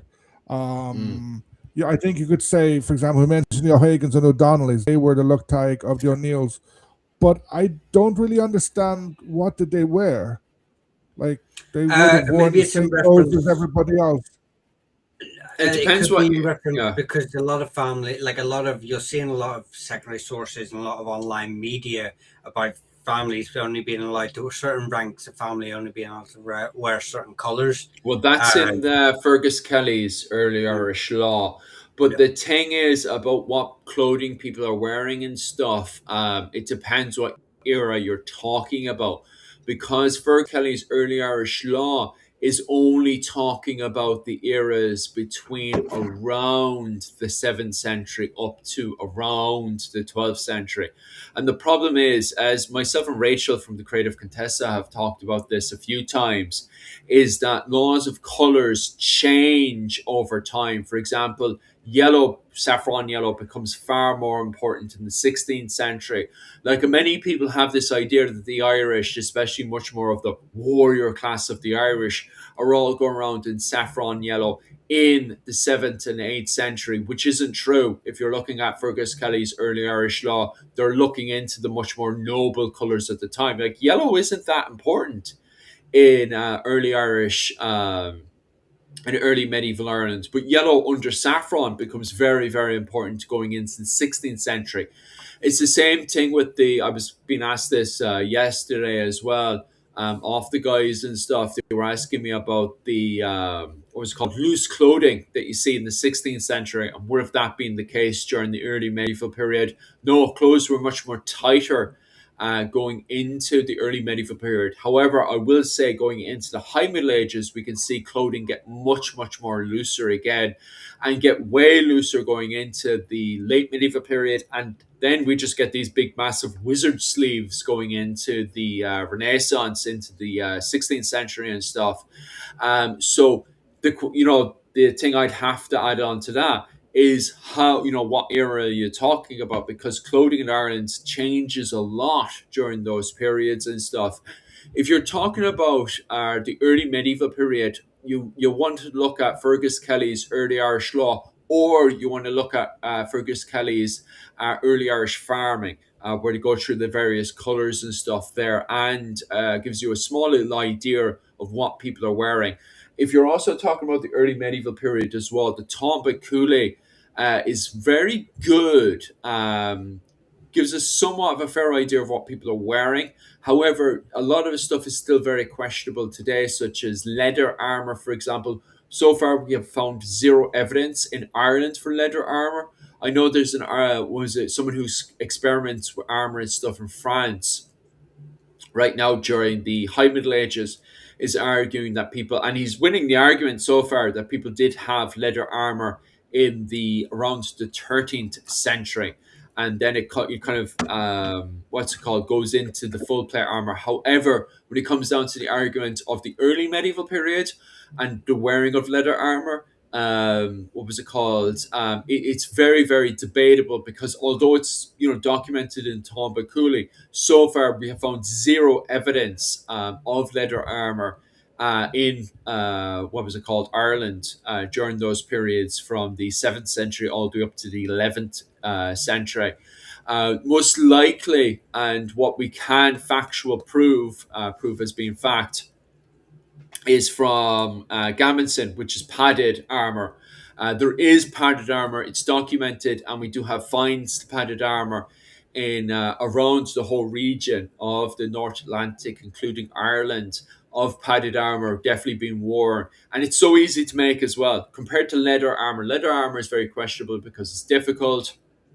It's very from the testing what we've done so far on leather armor. It's very uncomfortable to wear, and on top of that as well, so we have no fines, very difficult to produce, and on top of that as well, very uncomfortable. So when you do boil the armor and make it could the chafing it causes is very uncomfortable compared to Gabinson padded armor. Padded armor, so far in the argument, is also very likely because of the fact it is comfortable. We have plenty of source material on it, and we have actual finds around it as well.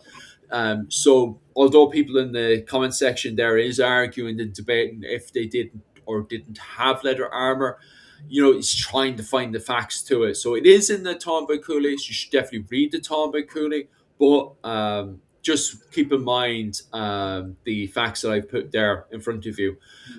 Finally, if I could just add something there. Yeah, go on there, on. Okay, when you're talking about Fergus Kelly, just because a law says something, yeah, it doesn't mean that this was obeyed. Like Yeah. the famous statutes of Kilkenny said English people can't speak Irish. They Yeah. did. So my feeling is about like this thing about colors. In a way, they're copying the Romans because in the Romans only the emperor could wear purple, and there were other things as well. It would have been something indicative. Whether it would have happened or not, we don't know. And yeah, I think it's very important to point out that things change. Like sort Yeah. of look at clothing at the moment. Look at clothing in the 1960s, the 1950s, the 1980s, 1990s. Every decade, it's very different. And then just the final point, Stephen says, I thought the saffron yellow kilt was a revivalist thing for the 19th century. It was, and it's still going. I think in the Irish Army, they use it for pipers. And then and the British Army as well, for the Irish regiments as well. Use it. Okay, and then I've seen in the past Irish dancing before it became all fashionable. Sometimes a boy would wear kind of the saffron kilt. I wore a saffron kilt when I did Irish dance as a child. Yes. I will just say, because we were talking just there a minute ago about Donovan McCahill. Someone stated there, Sheepdog was like, my surname is Cahill, one of the oldest in Ireland, I think. No, I mean there's five known Cahill branches: McCahill or Cahill or Cahill, or its variations. There's five now, so automatically you've got 5 different origin points and 5 different dates from which the earliest mentions of the Cahills are the O'Nocta Lochlean branch, who are down in Kerry before they're replaced by the O'Donohues. It's in the 1030s, I think, the name starts to appear as a. But even then, I'm not sure it's a hereditary surname. It could just be being used as a patronym. So you're looking, the earliest will be the 1030s for the surname even being written down, which is already 80 years plus. But it's smack bang in the time period where surnames are starting in Ireland. So it's possibly one of the main group, but we've already got, by this stage, we've already got the O'Cannons, we've already got the O'Clearys, and a few others. You find actually that most prominent families adopt surnames later than smaller families because they don't need, the O'Briens don't start adopting the surname till his grandson or great grandson, because everyone knows who they already are, so they don't need these surnames to attach any prestige to themselves. They're already, everyone knows who Donnchadh, is, and he doesn't need these sort of like extra frivolities to emphasize his lineage. But the next one, the only other name I know of Cahill being mentioned is in the 13th century is the Kennel A of Galway. So it's the only time they mention a separate branch. So yeah, but it's found in Galway. I think there's 2 or 3 branches in Galway: Tipperary, County Clare, Kerry, and Roscommon. So there's 5 branches, unrelated, all from different king groups. But so yeah, not the oldest, but certainly happening around the start of the rest of Ireland starting to adopt surnames. Yeah. Just one more question before we finish up now, because it's going on to what was it called? You guys be looking to go to bed and stuff. This one is interesting, right? And I want to take it from the perspective of the 13th century, right? Was Connacht a kingdom of its own? And I find this one very funny just because of the way that the king group system works in Ireland, and where it kind of blurs the lines of what is a border and what's not a border. And we were even talking a little bit about this early on, where the old French families come into Ireland and they bring in the county system, but the county system doesn't really come in until around the 16th century and stuff. So going into the 13th century, where I start to see historic. Now I still have to go through the annals for this, and I've got a class for this for tomorrow and stuff. But regardless, when I've been going through other historians and stuff, they constantly talking about the 13th century, when you have the old French fighting the men of Connacht, in particular, the De Burghs under the lordship of Ireland, are fighting the O'Connors. They constantly turn around and refer to the realm of the O'Connors as the kingdom of Connacht, right? To my understanding, what the hell is a blasted kingdom? Because when people are thinking of kingdoms, they're thinking of a centralized realm that has a king at the top of it, and then we have all these nobles under it. And I don't think that's how medieval Ireland operated. To my understanding, it's the king group that's tied together through fosterage, hostage, and adoption and stuff, which blurs the line of the realm of the Gaelic during this period. So, and I find it very strange that you have, quote unquote, the kingdom of Connacht, and then you have the kingdom of Tyrone with the O'Neills and stuff during this period. When, from my perspective, those borders and lines which would be, very, very blurred. So the question I do find very interesting, and I don't mind if you want to cover it there on, or if Michal wants to expand on it. But was the Connacht of Kingdom its own thing in Ireland? I do find that interesting. Do you want to expand on that I would one? kind of say yes and no. It was a provincial kingdom. Yeah. And you can see in Gaelic history, in Gaelic mythology, such, the Clonbog Culia, Maeve, Queen of Connacht. And then if you look at archaeology, you have Tara, you have Cashel, Rathcrowan in Connacht, Owen Maca in Ulster.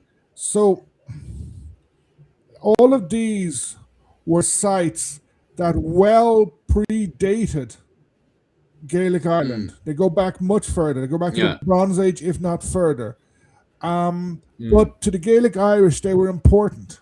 They were important symbolically, and they became the mythological capitals of these provinces. Now, most of the provinces were more of the kingship of the provinces was more of an aspiration, sort of, and it moved, sort of, because in Ulster, what is now Ulster, the Ullid get pushed aside by the O'Neills. But the O'Neills, for a long time, they use Ileach, Aileach. They only kind of make a semi-claim towards Ulster after the Normans. But then I think once you have English language sources or later medieval sources, it's because the Normans they don't know the background. They don't know that traditionally there were the 5 provinces, and if you look at it, you can actually probably find more. but they're looking at the powerful groups. Tyrone was always powerful under from when the Normans came in until 1603. Uh, Mm. Connacht, because they're not, I think probably they're not exactly it's sure of who they're fighting in a way. The Yeah. O'Connors would have, when the Normans came in, the O'Connors would have claimed kingship of Connacht. Mm. Leinster goes back quite a bit, like sort of one of the reasons, the trigger in a way of Clontarf was a rebellion by the King of Leinster. Yeah. Um, but that Leinster is a much smaller Leinster. It doesn't include Mm. Dublin. It doesn't include Meath. Yeah. And then Munster itself breaks up.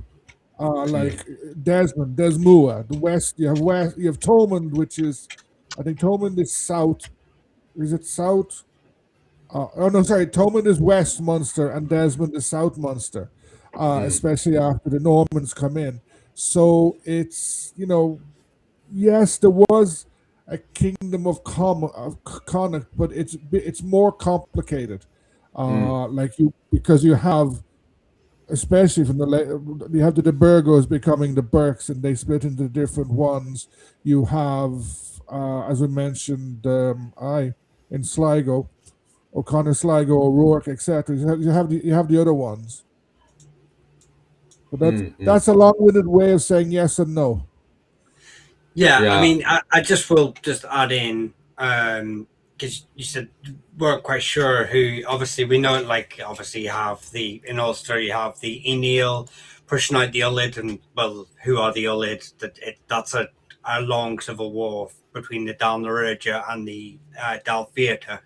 Um, so there's a lot of groups in Connacht. It's primarily the Ifigra are the dominant group in Connacht, and then the Alo, and Mm. then the Ibreen start to dominate by the 7th century. So so you can just sort of see, um, uh, they have the same issues that every other group's having, where these dominant king groups are trying to dominate these regions. And like you said there, that earlier, Cormac McSparran does actually a talk on this, that the five provincial kingdoms may actually obviously predate Gaelic Ireland and Ireland, and that they are a earlier sort of Bronze Age. These kingdoms have sort of existed in concept and in idea and learning memory as a Mm. from the Bronze Age, but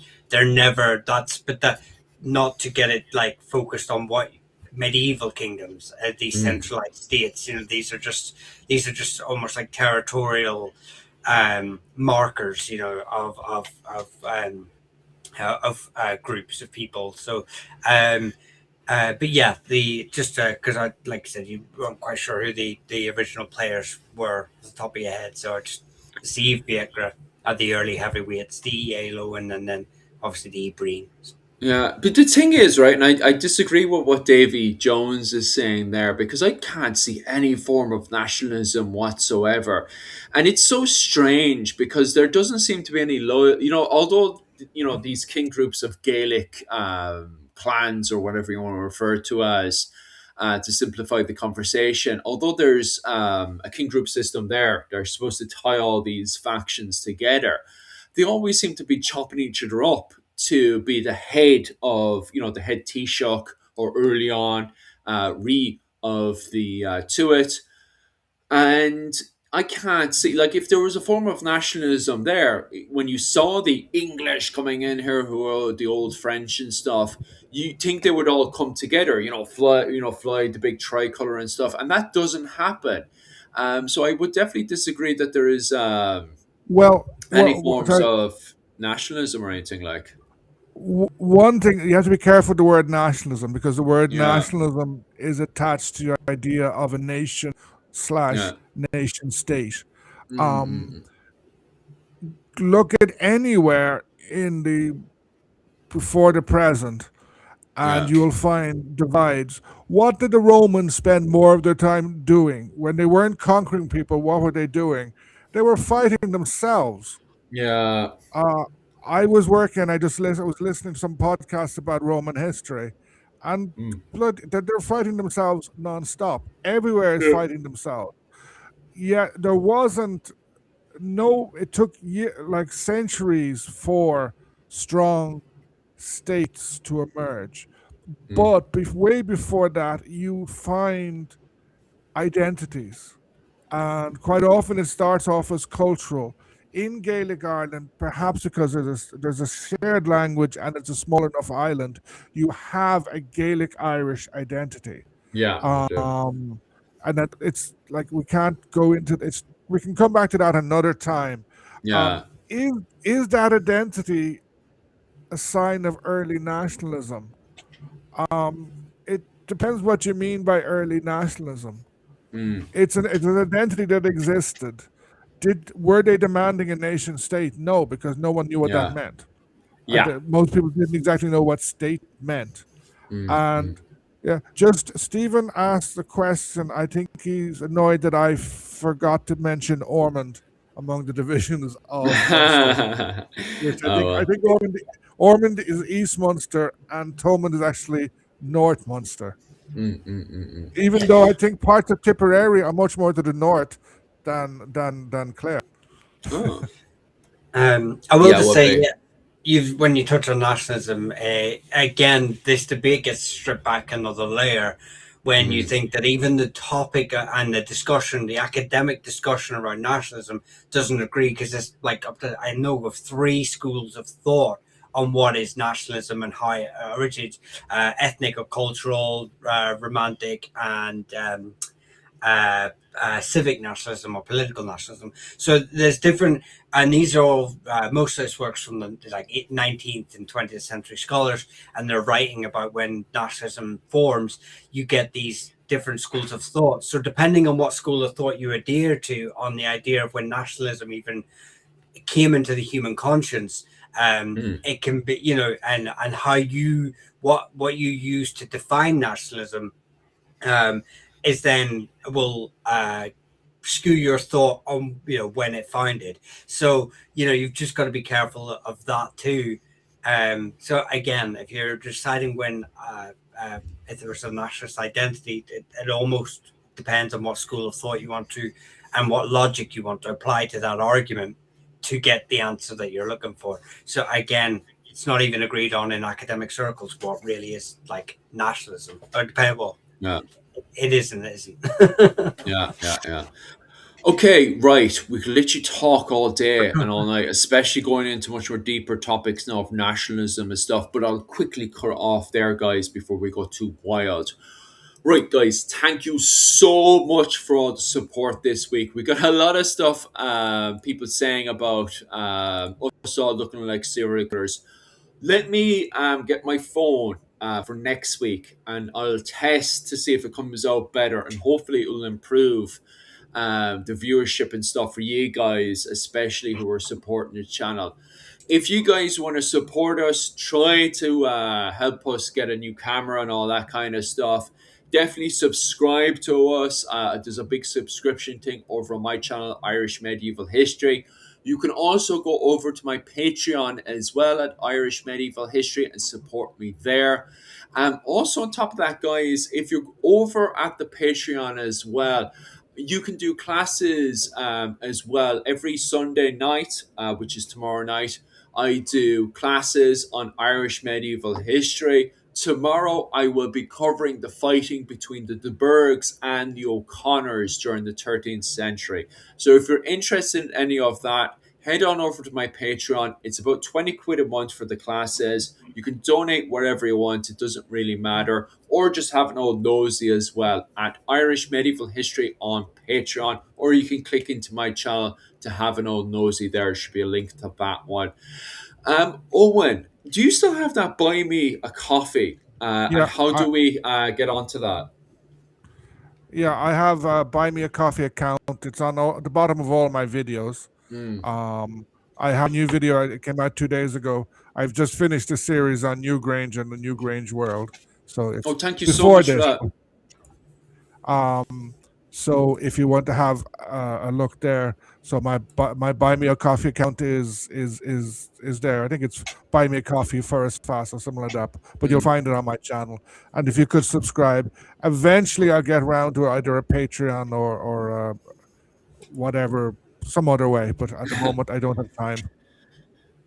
That's grand. And Mihal, how do we support your work, especially to do with all the different families and clans and dynasties of Ireland and the research that you're doing there? I mean, same way as anyone else. Just watch the videos, like the videos, share the videos if you can. Comment below, get the algorithm, chewing it through. Uh, as for I have members and super chats, memberships. So if you want to on YouTube and TikTok, I would recommend the YouTube one. They're cheaper. Um, and come along, and I will start up the members only lives again sometime soon. I've got some stuff going on at the minute that I need to get sorted first, but primarily every week I do a members only live, uh, and for my subscribers. So feel free. But the main thing is just watch the videos. It's just fall asleep with it playing. Play the whole video. Just keep watching my videos. Just keep watching them. All right, guys. Thanks very much for all the support, and Philip, just see you before later. you go, can you throw the names of our channels on the chat? I don't have access to the chat. Sort Yeah, of. I think if you just the spelling there, can you get something black or something there so people can see the spelling for your channel? But FORAS and then the new word FEASA Yeah, happy for his days. fast. And the spelling there for Mihal, you can actually see on the page there as well. Clans and Dynasties, Mihal's I channel. can't even. No, it's all over the place. No, I can't even. Yeah, the rights and lefts are fecked on it. We'll try and fix that. And If for anyone anyone, jumping and over to my channel there, all subscriptions are very welcome. All subscriptions are very welcome. happy days. Okay, other than that, guys, thanks very much and Slán go Walia. See you Slán. guys. Bye. Slán. Slán.